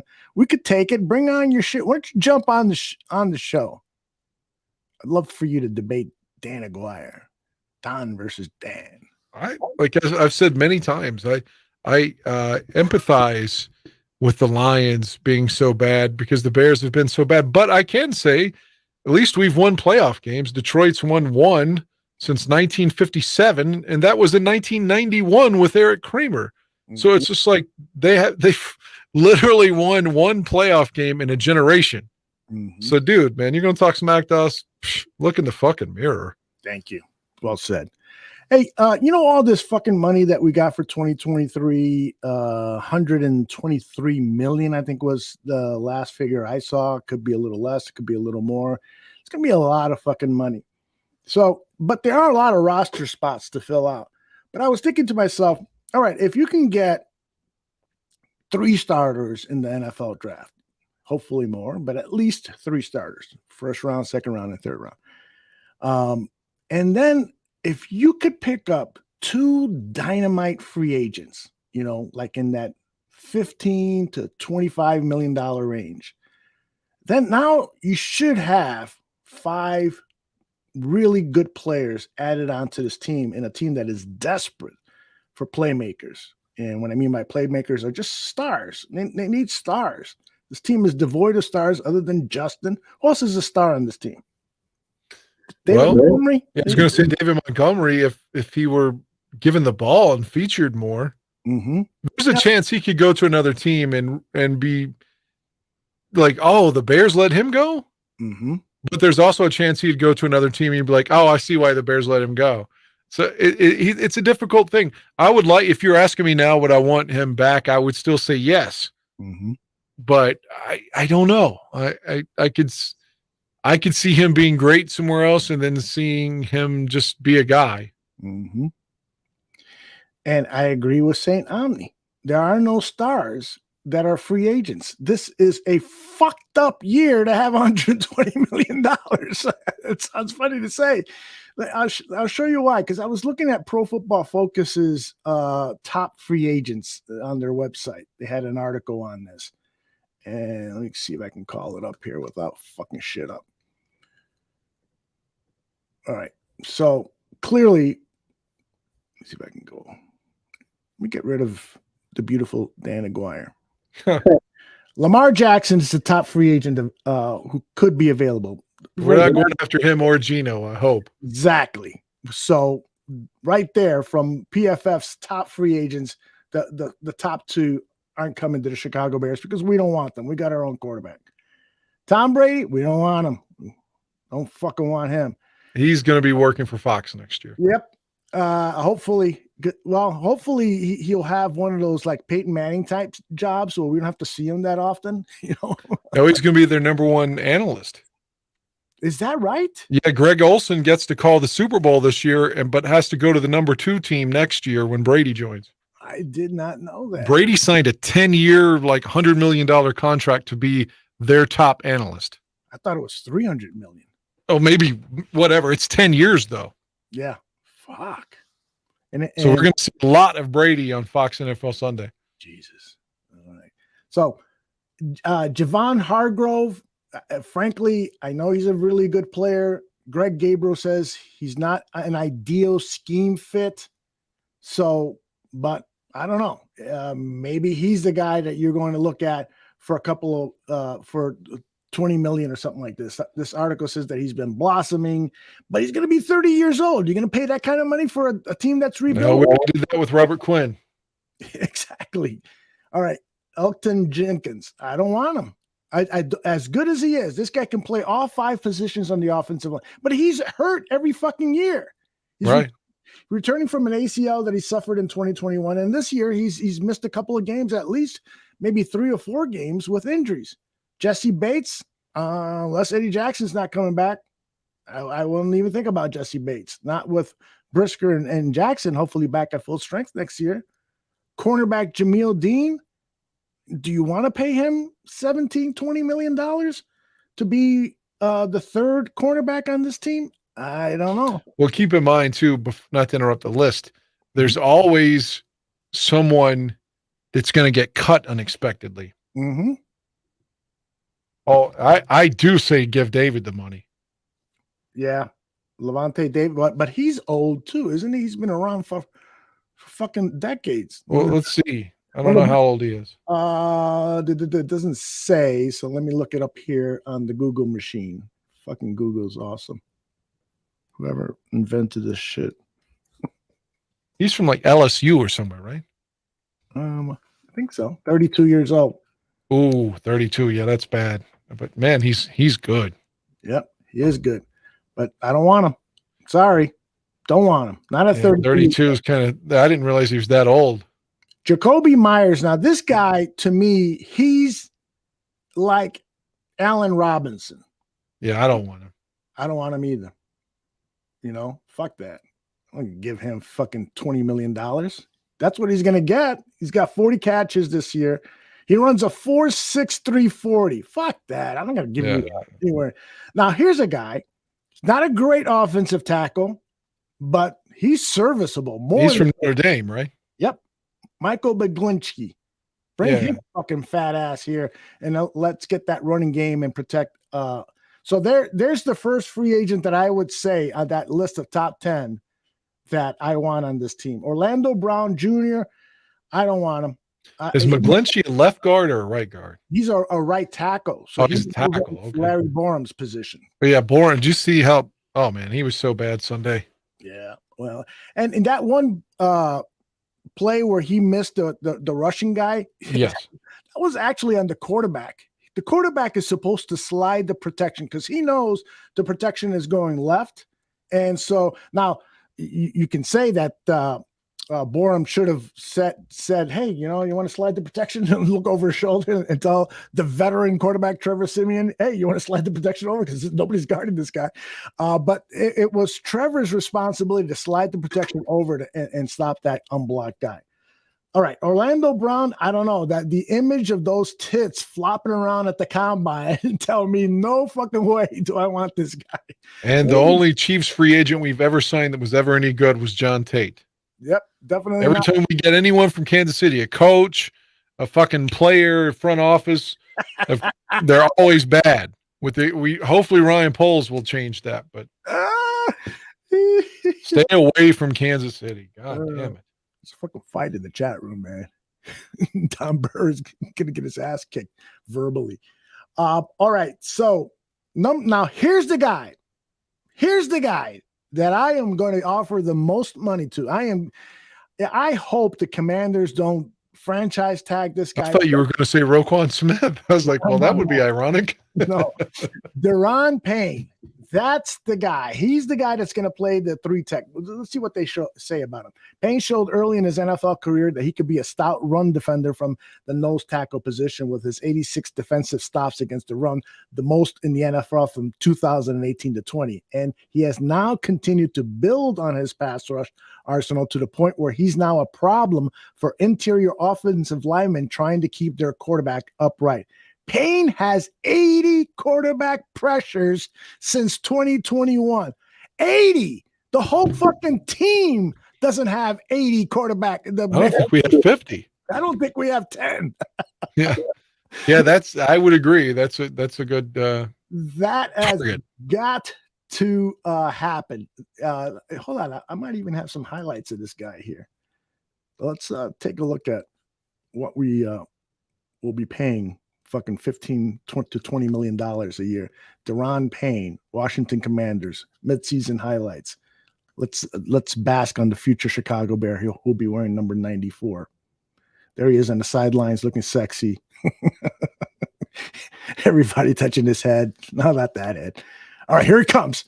Here he comes up the middle. That's what I love. Pressure up the middle. I want the quarterback to see it coming. Especially to hit Kirk Cousins. You like that, Kirk?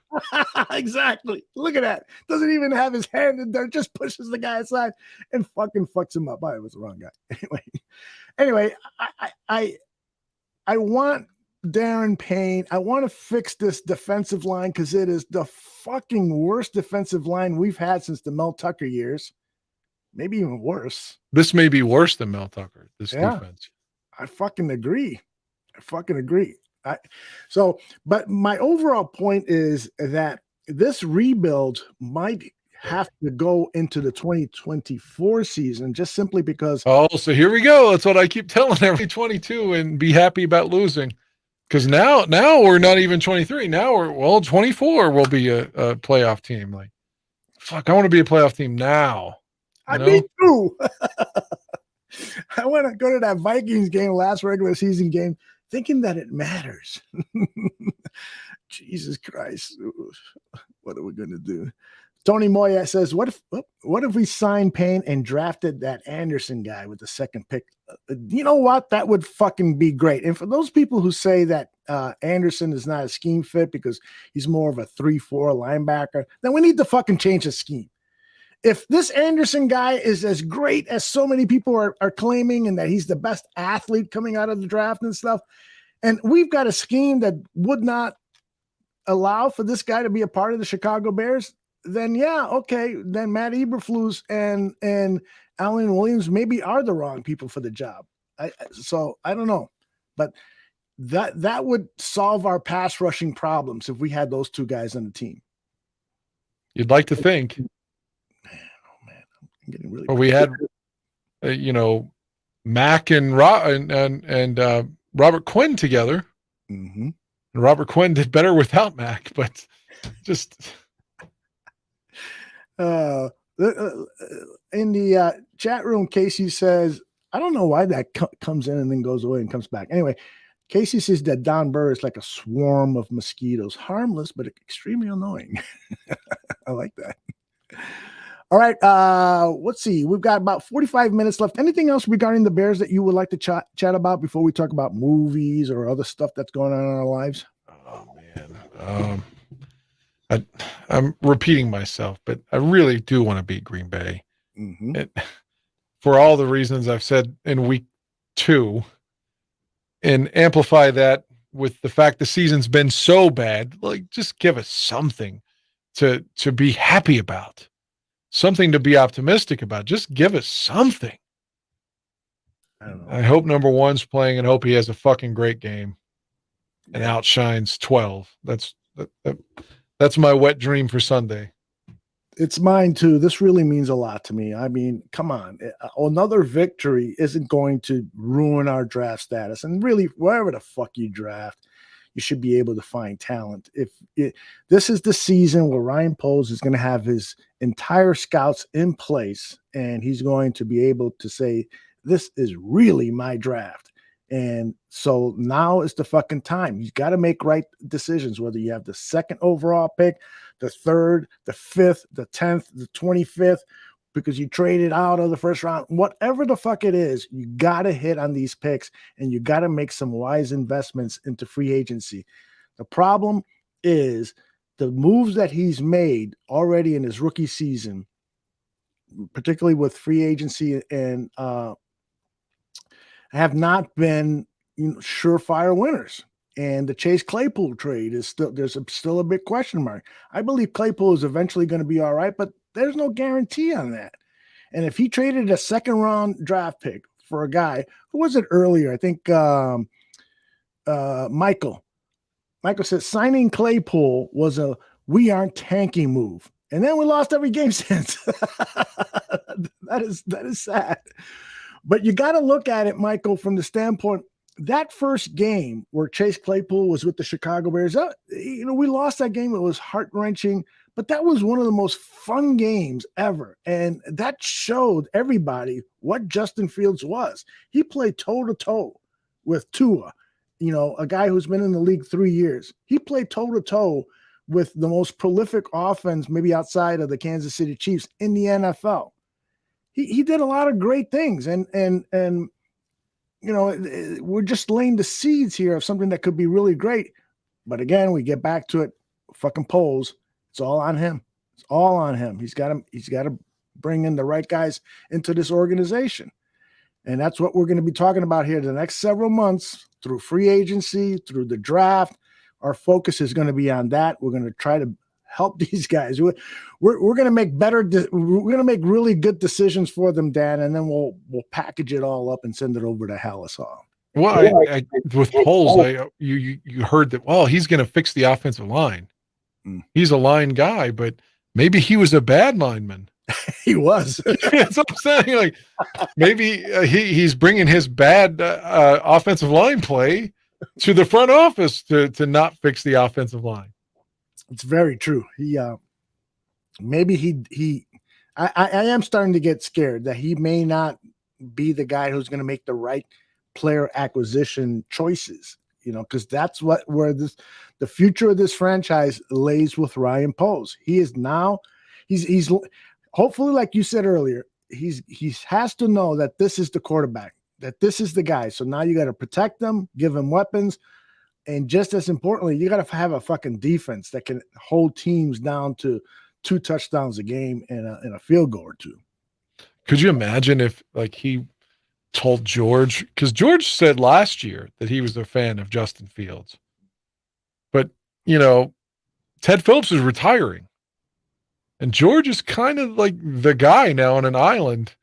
What if Poles is like, I'm drafting this other quarterback, or I want to trade Fields, and George is like, fuck it, you're not. I'm telling you as the owner, he's our guy, and would force Poles out over that. Could you imagine that scenario? I for the life of me, I don't even think Ryan Poles is entertaining that. I don't know why this is a topic. I really don't. But because he's not the guy that was here. He was already here. That bullshit. Yeah, he's not the guy I drafted. You know how hard it is to fucking pick up another young quarterback and then hope that he's the guy? And none of these quarterbacks that are coming I agree. Look at Zach Wilson. Yeah. Oh, my God. They've got some scrub. The crowd is chanting his name, serenading him, because that's how bad Wilson has been. Right. No, I see Justin Fields and I say, okay, check that off the list. And that's at the top of the list. I sure fucking hope so, because I for all obvious reasons, I believe Fields has earned that, but I just don't know how the general manager will play that scenario. And how many Justin Fields jerseys do you have? Thankfully, I still have 3. Imagine that. 15 fucking jerseys stolen, but I don't even want to talk about it on air for legal purposes. Yes, I understand. Jimmy says, Jason Kelce and Jack Conklin must be our first 2 targets in free agency, and I would love both of those guys, but Kelce is like 36 years old, so unless you're going to sign him to a 1-year contract to come in and be center, then I would agree with that. Conklin, he's getting up there in age too, and he's got a really bad injury history, so I don't want to give an offensive lineman who has had issues with injuries throughout his career a big time money. That's where you get fucked. That's where GMs make mistakes. Look back at Khalil Mack. Guy has been fucking sacrificing his body since day one in the NFL. Why? Because there's 3 guys chipping at him, blocking him, fucking wearing down his body. And so when the Bears acquired him, he was already, he was maybe at that 2018 season, he was still in the prime of his career, but it then started to steep downwards, as Dan accurately analyzed over and over again. And I would yell at him. Yeah, people would give me vitriol over the Khalil Mack thing, because I was, again, it just baffles me. In my fandom, with Peppers and Mack are the only 2 that whenever they would fail, people would just immediately come and lie and bullshit and be like, oh, 5 people were on Khalil Mack. That's why, he didn't have a stat in a playoff, two playoff games for the Bears, no stats, no tackles, no sacks, nothing. But, it's because he's constantly quadruple teamed. And that's not true. We've seen him beaten by fucking tight ends one-on-one. And like you said, so accurately, how many times, like all of Khalil Mack's success with the Bears came against backup linemen usually, or rookies. That's right. He never did anything like in an epic matchup, like, oh, it's the all-pro right tackle against Khalil Mack, shut down, completely shut down. But Bears fans would be like, oh, he was quadruple teamed on every play. Just, God, why do we have to lie for him? It's like he's our candidate and we're watching Fox. No matter what happens, we have to defend him. And Chubbs may be right. I don't know for sure that Mack has more sacks than our entire starting defensive line this year, but that's not praise. He had 3 the first week. I bet he's what's he at now? Like 6, 7? Yeah, I think he's 6 or 7. You know, He had 3 in the first game alone. yeah, that's not praising Mac. That's condemning the Bears' defensive line. Yeah. Earlier, Tony said something in the chat that really disappointed me. It depressed me. He says, "What if Getsy still doesn't really use Claypool from now on because he doesn't get the offense?" I think Claypool, who went to Notre Dame, is a smart guy. How hard is it for him to play wide receiver? I know. It's not like he's a quarterback having to know where everybody else is. He just needs to know his own routes. I'm sure he's fine, and it's the Bears holding him back. Saint Omni has discovered why you dislike Khalil Mack, because Sean Hannity. Does Sean Hannity like Mac? I think because Khalil is black, I would say Sean definitely does. Oh, yeah, I didn't think about that. I'm just playing conservatives. I bet Hannity is a big Larry Bird fan. I could see that. Oh, for sure. Caesar earlier asked, how do you guys feel about Eddie Jackson all of a sudden playing good? Do you want a guy like him on your team? Yes, I want a good, healthy Eddie Jackson on my team, but that's the next big obstacle this team has to get over. I was looking into his injury. It's plantar fasciitis. Is that how you pronounce it, Dan? Plantar fasciitis? That's it. It's usually a basketball injury, and it's devastating for people. Glenn Rice kept getting that as his career went on. Pippen had it, and it impacted the rest of his career. So yeah, it's not a good one to have. I mean, if you told me that it's like 50-50 Eddie played his last game, I would agree with you. Mm-hmm. His last game was a Bear, I mean. Yeah.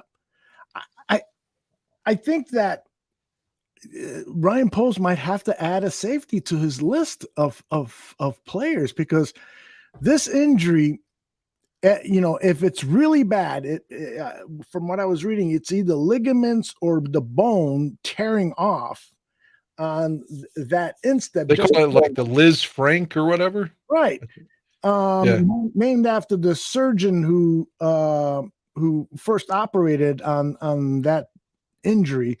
So it could take, if it's a real bad one, it could take 12 months to heal, which means his 2023 season is practically gone. So that's I would say he'll be cut in the offseason. Even if it's June 1st or something. Jesus, like a Tariq Cohen kind of thing. Yeah, I mean, that's the business side. And at least Eddie has been paid. Mm-hmm. And, and I wish him well. I just hope he doesn't go to another NFC North team. That didn't even hit me like it's hitting me right now, that Eddie Jackson might have just played his last game here. I mean, I was really counting on him for next season. You know how I've always been a stickler of, if you find a safety combination, try to keep them together as long as possible. And I started saying that with Adrian Amos and Eddie Jackson. You know who's a free agent at the end of the season? Adrian Amos. Oh, we don't want to bring that traitor back.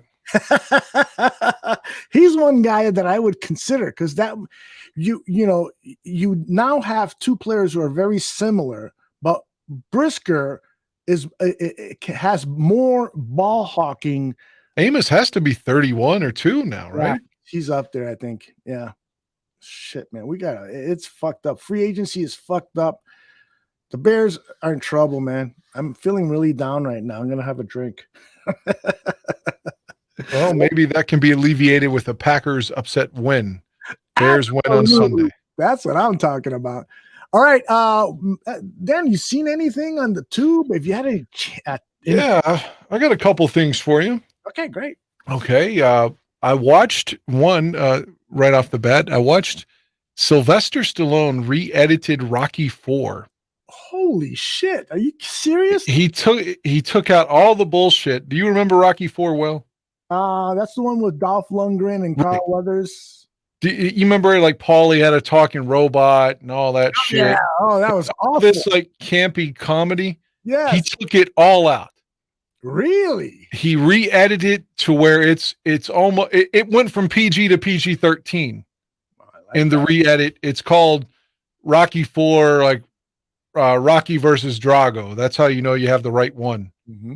And yeah, it focuses. It starts with Mr. T and Rocky 3 beating him, and then that friendship with Apollo.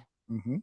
But it's really gritty in the way it's edited. There's a lot of different camera angles and stuff that obviously they had in the can that weren't used in the original edit. So it seems like a different movie in a lot of ways. But it's now a serious, straightforward sports kind of film. It's not there's no campy comedy at all. Where is this? Well, I had not heard about this re-edit. Where can I find It's the director's cut for Rocky 4. He had access to all the original stuff and changed the whole movie.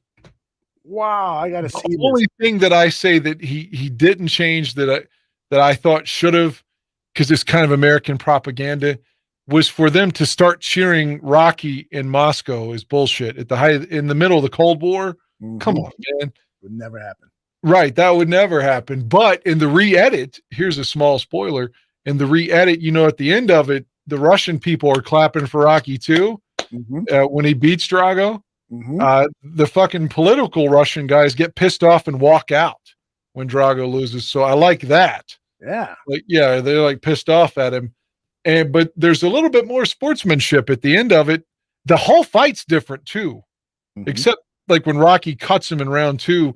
The whole sequence of it feels like a brand new fight, but at the end of it, like he slaps Drago's glove when he's going out of the ring too. It's like the two guys found respect even after the Apollo death and stuff. But I will say that was a missed opportunity so much in Creed Part 2 when they had Rocky and Drago sitting beside each other. I thought that they should have had Lundgren say something to the effect of, I was young, I was dumb, I'm so sorry. I've had this guilt for 30 years about killing your friend, and I just want to tell you I'm sorry. Maybe you don't forgive me, but show some growth.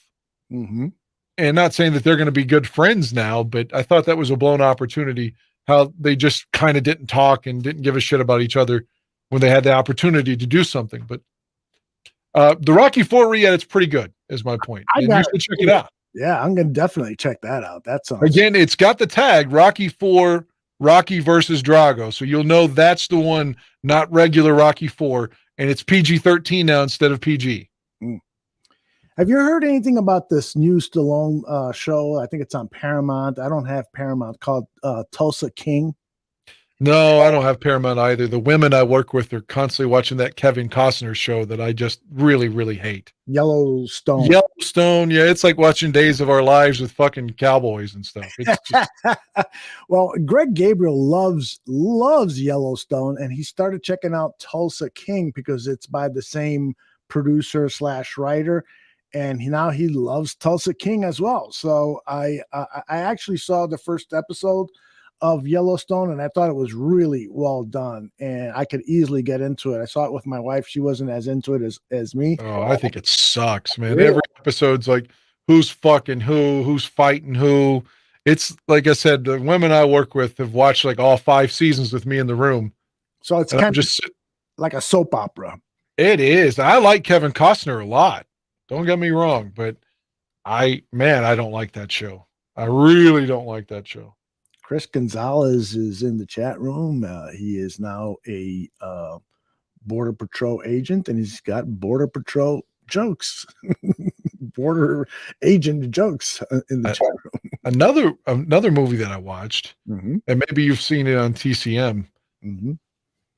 I can't even think of the name of it, but it had Stacy Keach, who you may recall was the cop in Up in Smoke. Oh yeah. And then in Nice Dreams, he was the guy that turns into a lizard from smoking all the weed or whatever.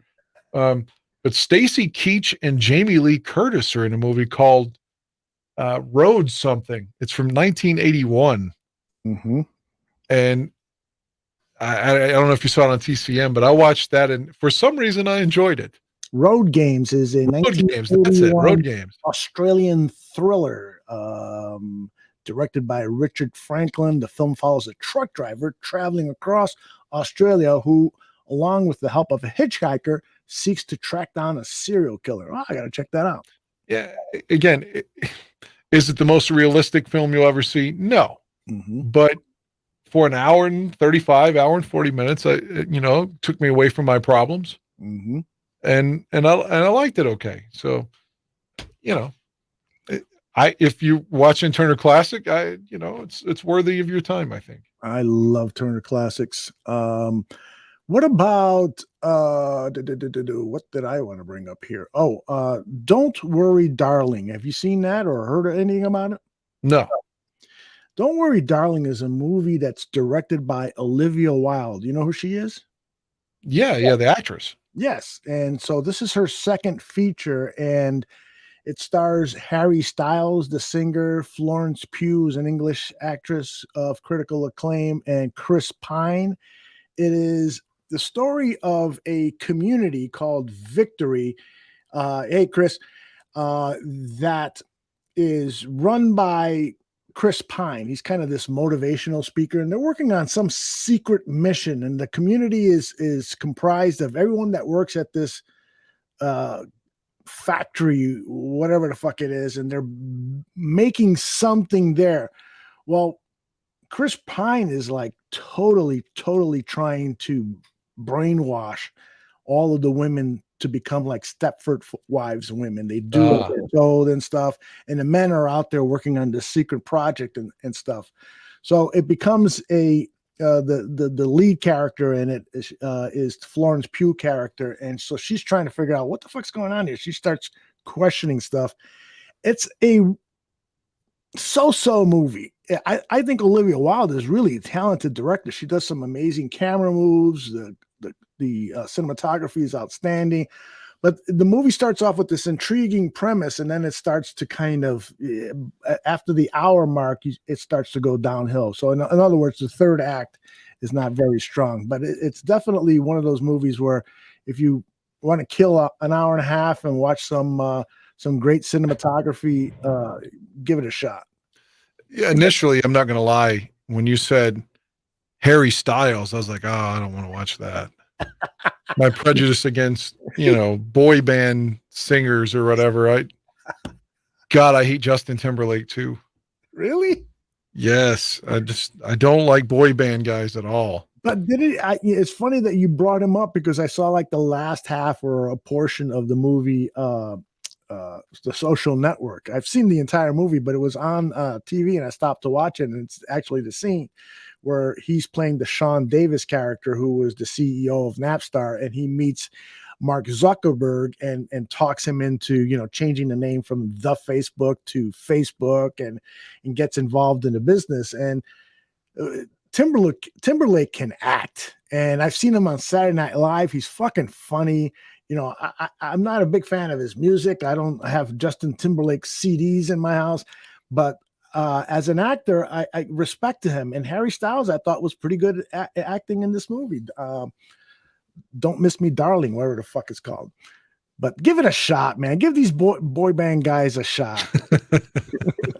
Cliff Victoria says Timberlake is good in time, a science fiction movie. It's not bad. I agree with you. I didn't see that one either. All right. What else have you seen besides those two? Oh, I have to think. Well, what have I been watching? I think I've rewatched some stuff that I'd already seen before at work. Like one night I did a 16 hours, and it felt like it took 16 hours to watch it because I kept having to hit pause, but I rewatched JFK for like the 96th time. The director's cut, no less. And I know, like I said, I worked 16 hours, and I'm telling you, it took me 6 hours to watch the movie because I just kept having to pause it when I get busy. Of course. You're not going to tell someone who's calling 911, excuse me, can you hold, please, so you can watch? This is the scene with Joe Pesci as David Ferry. Your leg thing is going to have to wait. Mm-hmm. By the way, Renewable just said the movie Alpha Dog was wild, and he is absolutely right. Justin Timberlake is in it, and that's the first movie I saw him as an actor, and I said, holy shit, this guy is good. Retro has a comment directed at you. He says, Dan is gullible. He thinks I'm so fanatic about the Three Stooges. I do like them, but who at the end gives a fuck? Did Dan say he hates Timberlake? I have renewed hatred for you, Dan Aguirre. Jesus, you and Retro, man. No, this is all Retro. I wish he and Don Burr would just go have sex and go to another chat room.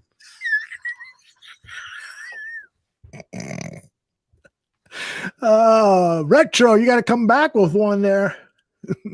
All right. What else? From West Virginia, I can be an asshole because I'm from West Virginia. Is that what he does? Yeah, no, yeah, I'm from Jersey. The fuck does that have to do with anything?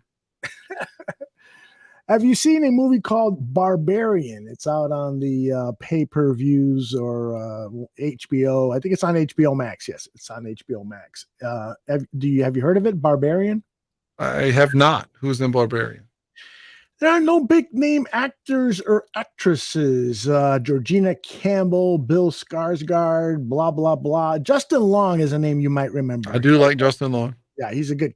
I think Tooch talked about this now a few weeks ago. You know what? You're absolutely right. That's why I saw it. And the storyline, according to IMDb, in town for a job interview, a young woman arrives at her Airbnb rental late at night, only to find that the house has been mistakenly double booked and a strange man is already staying there. Against her better judgment, yeah, no shit, she goes inside and decides to stay the night anyway, but soon discovers that there's much more to be afraid of in that house than the other house guests. And it's a great premise, not totally fulfilled, but if you like horror movies, I've seen a lot worse than Barbarian. It's worth a look, and the critics seem to like it a little bit more than I did, so you might want to see it. You overall, you love horror movies, don't you, Dan? Yeah, for the most part. I mean, I would watch it. I would rather watch that than the one with Harry Styles. I've got another one I saw, and it's fucking horrible. Mm-hmm. Horrible. Rob Zombie, who is so overrated in music and films. Mm-hmm. I watched his piece of shit film, the Munsters film. Oh my God. Have you watched it? The Munsters? The Munsters TV show. He turned it into a movie. No, I did not know that. It's gotta be awful. It's a prequel. Like there's no Eddie in it yet. And it shows how they get together. Of course, he forces his wife in as the lady, is his wife is in everything that he does. I forget the wife, Herman's wife. That's who his wife is portraying. Mm-hmm. Lily or whatever the fuck her name is. It shows how Herman gets created, all this shit. I mean, it's so bad though. It's PG. And even for PG, it's just, it was dreadful. It's on Netflix. Rob Zombie made a PG movie? What has he got? Yes, The Munsters. It's fucking dreadful. That is wild. It's so bad, like I really want you to see it. But to be fair, I've met a couple of people that said it's like a guilty pleasure, that they know it's bad, but they really liked it anyway. Cliff Victoria says that he watched the video on Lily Munster. Turns out she was quite the slut. Who knew? So I'm assuming he is talking about Yvonne DiCarlo, who played Lily Munster in the TV show. So correct me if I am wrong, Cliff, but Yvonne DiCarlo had a really good Hollywood career in the late 50s. She played in a lot of crime pictures. And then her career dried up a little bit in terms of feature filmmaking and then moved over to television. So I wasn't aware that she was sucking Herman Munster's dick in between. I wonder what that was like. Well, Fred Gwynn was in Pet Sematary. That's right. Fred Gwynn had one of the best fucking voices of any actor. You remember him in My Cousin Vinny? Yeah, he's the judge. Utes? Did you say Utes? Somebody asked if you've ever seen a Ron Jeremy movie. Where is that? I lost it. Yeah, again, my early days of masturbating were full of 1980s porn on VHS tapes. Yeah, those are the ones I could get access to. Mm-hmm. So yeah, I saw a lot of early 80s porn, and I think that's what gave me my love for the Bush, you know? That'll do it. Absolutely. Yeah, it's funny because I got a DVD somewhere in the house of a documentary on Ron Jeremy's porno career. I've never opened it. It's still in its plastic. Yeah, I couldn't give a fuck less about Ron Jeremy. I guess I'm interested to know if he goes to jail, where he's in trouble. Yes, he is in big trouble. I think he will be spending a lot of time in jail. But I don't know why the fuck I paid whatever it was for that fucking movie. It's like, Jesus, somebody want to buy a Ron Jeremy documentary? You know, a movie. I just rebought it. I thought I had it on VHS, and like 2 months ago, I went to find the VHS. I was like, I'll just dub it over to DVD, and I couldn't find it. I was like, maybe I lost it, but I remember it being so controversial at the time it came out. And I haven't watched it since like '96. It's got Rosario Dawson in it when she's really young. It's called Kids. Yes. It was very controversial film when it first came out. Yeah. Because there's a rape scene and there's AIDS and right. And these kids were basically doing this shit. A lot of critics thought that the filmmaker, I think his name was Paul Clark or somebody like that, some name like that, he was being irresponsible for showing some of because it was pretty hardcore and having kids act out some of those scenes. Yeah, I just rebought that. I haven't watched it yet. Again, I haven't seen it since I was in like 9th or 10th grade, but I did just rebuy that. By the way, Renewable says that Jane Hathaway, who was Mr. Drysdale's secretary, was hot and don't judge him. Do you remember Mr. Drysdale's secretary? What show is that? Is that the Beverly Hillbillies? Correct. I didn't really watch that show. I didn't really like it, but I know that the Ellie Mae or whatever her name is was like, everyone would have hit it, but I couldn't get down with that show. I don't like shows like that. Maybe it was too close to home. Mm-hmm. Like I hate the fucking Waltons and all those kind of the Waltons too, huh? I hate the Waltons and what else do we got? Shows like that, like that wasn't Juncture or whatever. Yeah, Petticoat Junction was great because of the 3 cute girls in there. The girls were fine as shit, but I mean, still, I don't like shows that are like caricatures of the country or something. That's what I was just going to say. Is the Waltons wasn't that? I mean, Beverly Hillbillies definitely that was a parody of Hillbillies, but the Waltons was a family drama about. I didn't like Little House on the Prairie either. Yeah, I couldn't get into that. I think they're the same show though. They're like cousins. Mm-hmm. Larry T says, "Hee-haw, fuck no,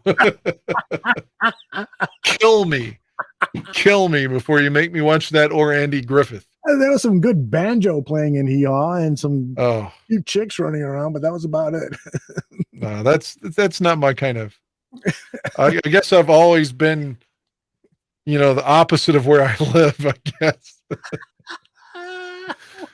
Oh yeah, I've never been into shit like that or NASCAR for that matter. Yep. Cliff Victoria is watching these documentaries about all the sexual shenanigans that were going on in Hollywood back in the day. There's a documentary about a guy who was I think he owned the gas station or he worked at the gas station. And this was during the 40s, 50s, and 60s. And some actor of reputable renown showed up and started talking to this guy. I'll try to find the name of this documentary, but apparently it started off a homosexual sex ring, and the actors would go to the gas station to get their dick sucked or to suck dicks. I don't know what the hell is going on. And it started to get so busy that the guy who ran the gas station said, I got to move this somewhere else. And the Hollywood celebrities would say, listen, whatever you need, we need homo sex. And so he worked out this, he was basically a madam, so to speak, a pimp for these Hollywood celebrities. Let me see if I can find the title of this. Have you ever heard of this at all? No, not at all. Doing something like this? You don't sound very interested. No, not really, to be honest with you, but no offense. I want to listen to what your viewpoint is. Forget it. If you're not interested, forget about it. I mean, watching a couple of guys get swallowed at a gas station isn't really entertainment for me. It's just a name dropping, celebrities say, oh, really? Like, for instance,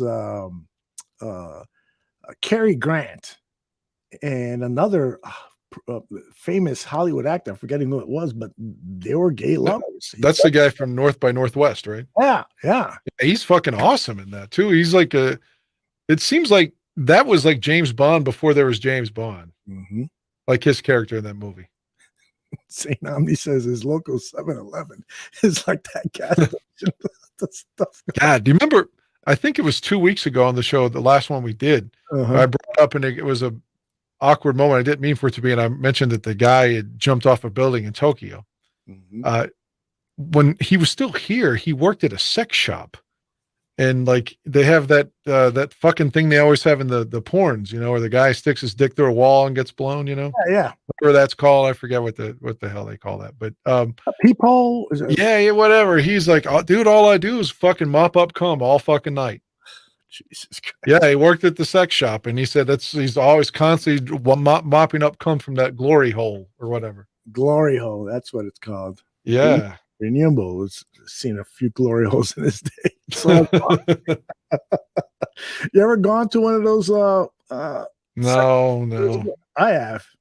And then I looked down. The glory hole? Somebody's fingers going through the hole, like going like that. They wanted me to stick my dick in there. I said, I'm going home. This is something totally different, but I had it when I was in Chicago last.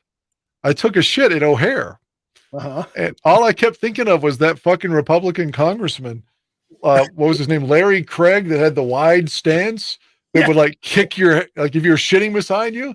I was like, God, I don't want anybody to think I'm trying to like tap them to like, hey, let's blow each other up. I made sure my legs were fucking crossed almost. Why would you think about that when you're in Chicago? That was a senator from Idaho. I don't know, but I was taking a shit at the airport. That's where he was doing it, right? He was like tapping like your foot in the shitter, and he was like, you know, hey, this means we suck each other off. And I was like, God, I don't want to put this vibe out. That's the day of my breakup too. That's all I need is for to seem like we're broken up. So now I'm going to go suck a cock, you know.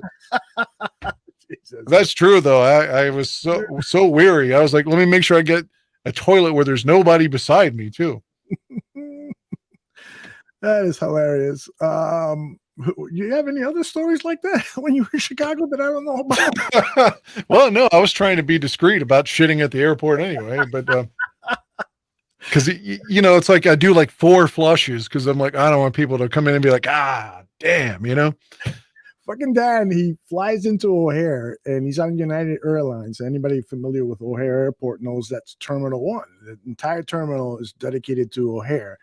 And so he texts me and says, I'm actually at Terminal 3. And I'm like, Terminal 3? That's a long fucking way from Terminal 1. So I start driving around and he ain't at fucking Terminal 3.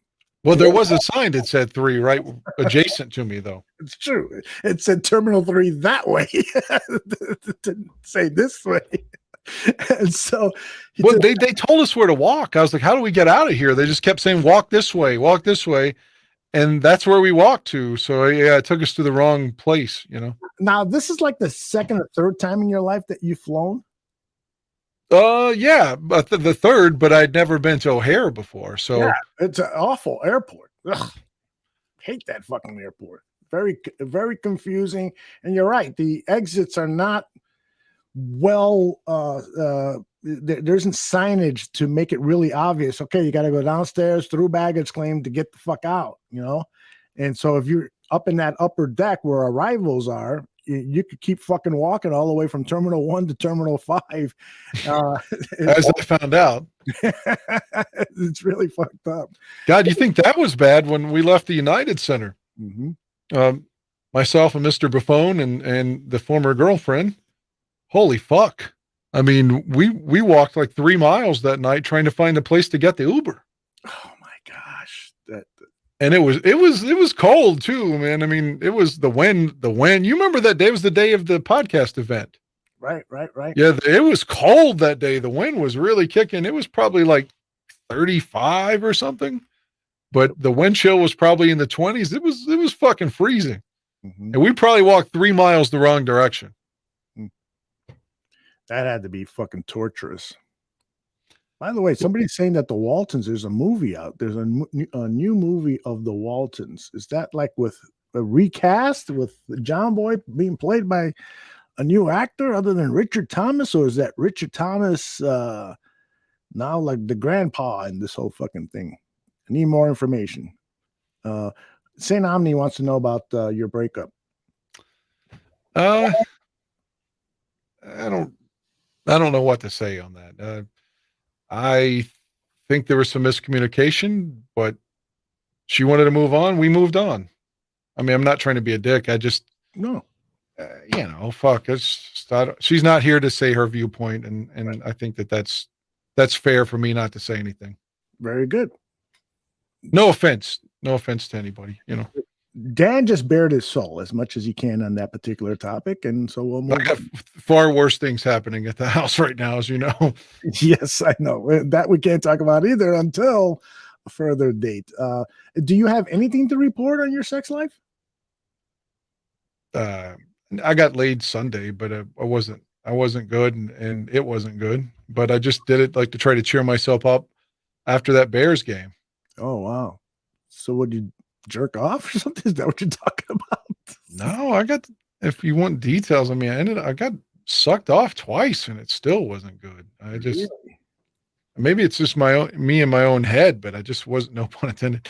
I just wasn't. I don't know. I guess I wasn't really in the mood, so to speak, but I just did it just because it was available, which I don't know if that's good or bad.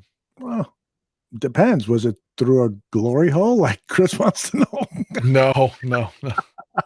Then it's bad. It certainly was with the lady.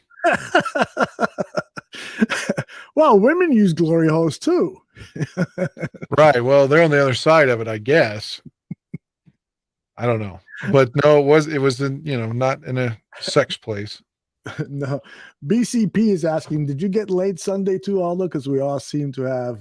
No, I wasn't going to say to my wife, hey, I know we just came from the funeral of your dad, but can you give me a blowjob? That's the difference between men and women there, I think, in some level.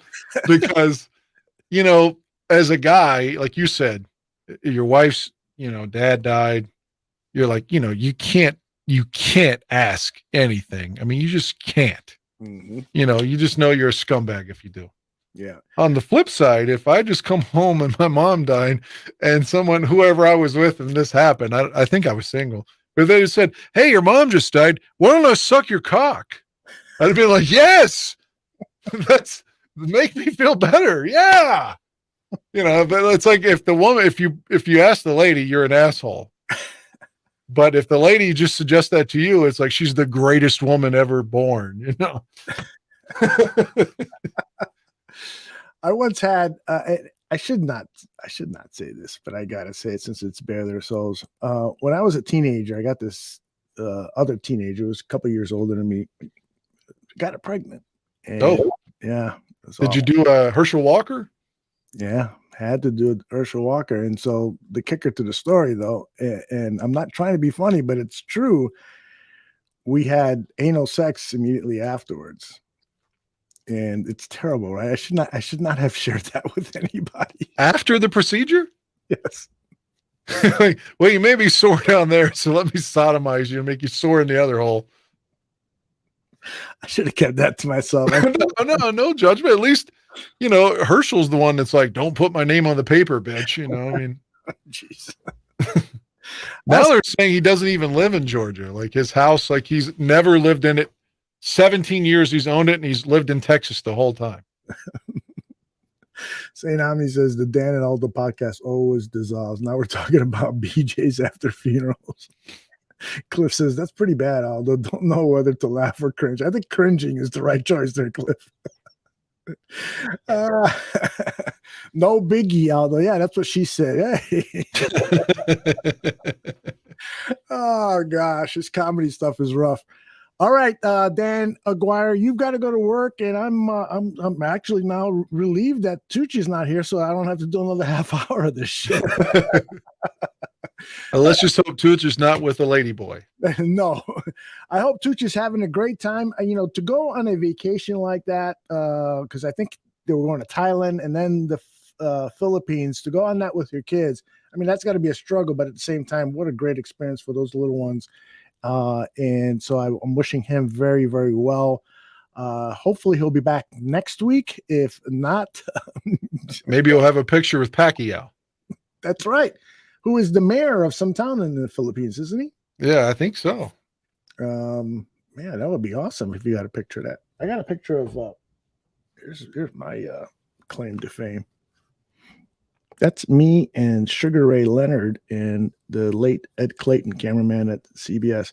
Yeah, I saw that a couple of years ago. Yeah. And I can't remember who I thought you looked like Jacques Cousteau or somebody. No, you look like a scientist from like a sci-fi movie. You're like telling everyone how bad the shark's going to be and shit, you know? Not that you're Richard Dreyfuss, but you look, like I said, you look like a scientist in that photo to me. Well, I think I've never, ever, ever would have thought that I look like a fucking scientist in this picture. I think you do.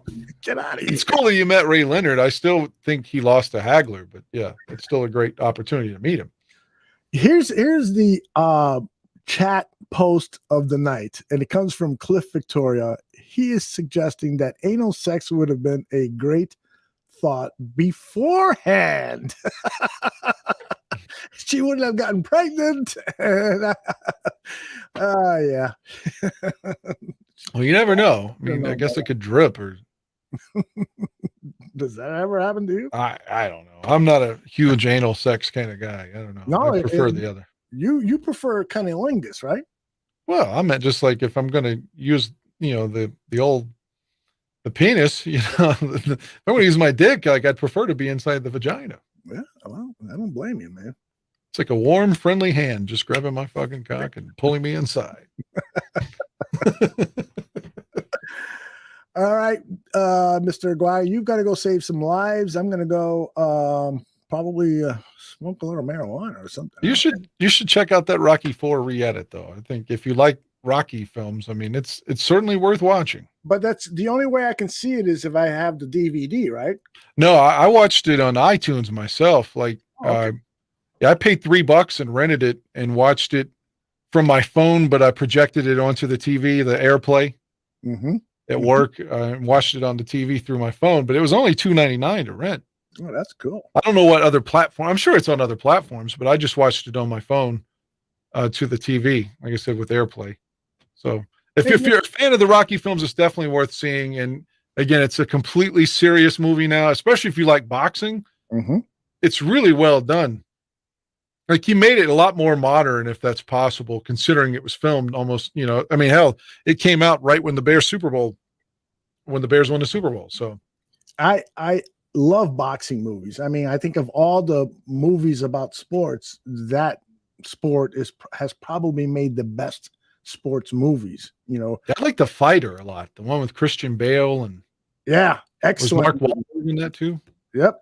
Mark Wahlberg was in that. Yes, indeed. Yeah, that was a very good film. Yeah, let's talk about boxing movies on a future show. Before you go, because I know you watched a Turner Classic a lot, and playing this month on Turner Classics is a movie called 7 Days in May. I've seen 7 Days in May. The 1964 political thriller? Yeah. I watched that because Kennedy was a huge fan of the book. And actually, about a month before he was assassinated, he said that the thesis of the book was possible. It was plausible in America. And then he gets killed the next month.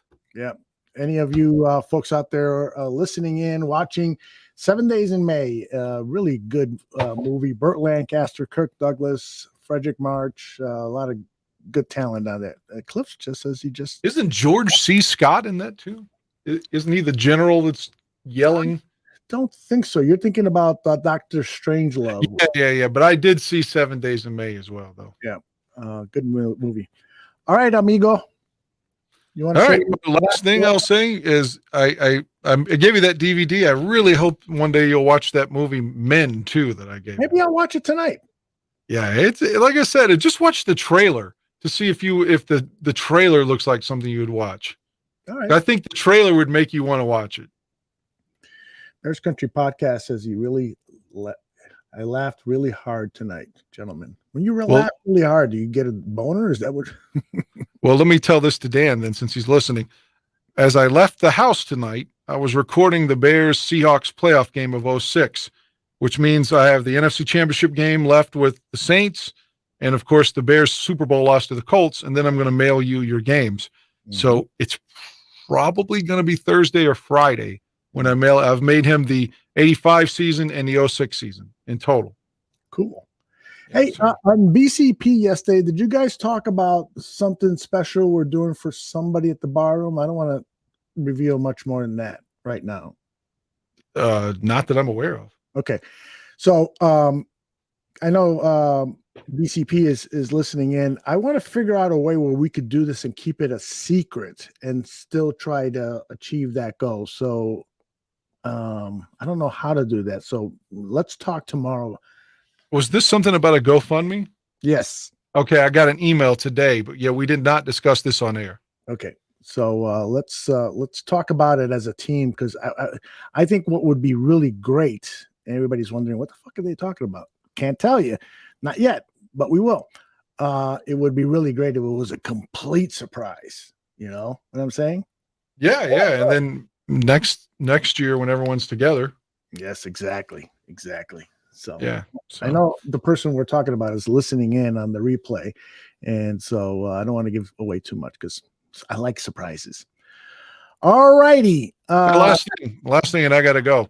Our week 18 at our meaningless game, are we going to wear matching Fields jerseys since I still have mine? Fucking A. All right. So it's going to be Trevor. It'll be Trevor Simeon that day, don't you think? Either way, I'm just saying, like, I kept saying, you got to get a Fields jersey. You got to get a Fields. And now you got a Fields jersey. So that's a good photo op. That's right. And for those of you who don't know what he's talking about, Dan Aguirre bought me a Justin Fields jersey. And I am so grateful. Well, we didn't have to say that part. I was just going to say that at least you had it now. So, but here's what I was thinking, Dad. Don't call me crazy, but thank you, Vinny. I'm going to ask you to autograph that Justin Fields jersey. It would no, man! Don't let have any sign it. You should wear it. It would mean more to me if my best friend Dan Aguirre signed that jersey, and then people would say, "Well, why the fuck do you got some guy named Dan Aguirre autographed?" That's a good question. So what? Wear it. It's Justin Fields, man. I know, but it would be really cool to talk about. To tell people, yeah, that autograph is from my best buddy who bought me this jersey. Do you want to be my best buddy? But your jersey's white. It's white. If I sign it, it'll fuck it up. No, if you do it on the number 1 with one of those silver marquees. Okay, that maybe on the back one, maybe not the front one. Yeah. Then you're in the pictures. They're always going to be like, "What the fuck is on the one?" That's right. It's got to be in the back. The back one. There you go. All right, brother. All right, everybody. Thank you for listening. Have a good night. Be well. He is Dan Aguirre, the man, the myth, the legend. What do I want to do here now? I just want to play a little video. But before I go, let me tell everybody that tomorrow it is Bar Down Hockey Talk at 2 p.m. with my good buddy Vinny Parisi and my other good buddy, Frank Mueller, talking NHL hockey, a lot of Chicago Blackhawks talk. A lot of stuff has happened recently with the Blackhawks. I've been following them as closely as I like to, but I know they'll have some good stuff on the Blackhawks and the NHL and also pop culture. I mean, and they'll talk football too and stuff. So give them if you haven't tuned into their show yet, it really is super entertaining. It's at 2 p.m. live, and you can always catch it on demand. And then Buffon 55 at 7 p.m. Central, we're going to preview that Packer game. Zachary Jacobson is who's been on the show before talking Packers with us. He's an old buddy of mine from my NFC North barroom days. And so we're going to have him on to give us the latest on the Packers. And so join us in the chat room and give him some shit if he dares say something nice about Aaron Rodgers. And John will not be with us, so I'll be filling in for John, and Alyssa is scheduled to join me as well, so that should be fun. And I think we might get Coach T in for our final segment because we owe him a visit. He correctly predicted that Justin Fields would take off on this offense around week 8 or so. So he was definitely correct, and I'd love to have him back on and see what other prognostications he has for the Bears. Then on Thursday, it's Crosstown Crosstalk, another great show by Vinny Parisi.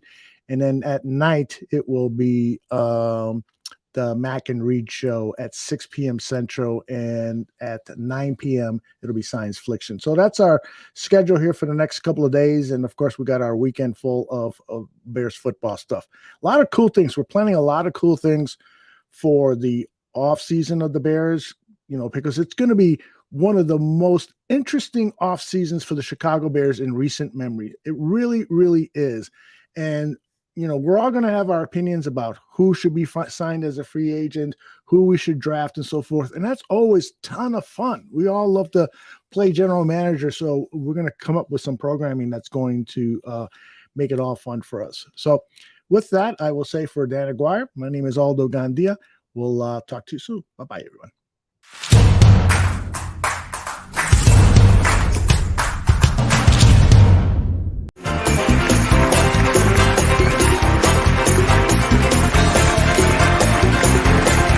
Thank you for listening to Dan and Aldo Bare Their Souls. Make sure you subscribe to the Barroom Network and you give us a rating on iTunes. Until next week, my name is Nomse. Bear down.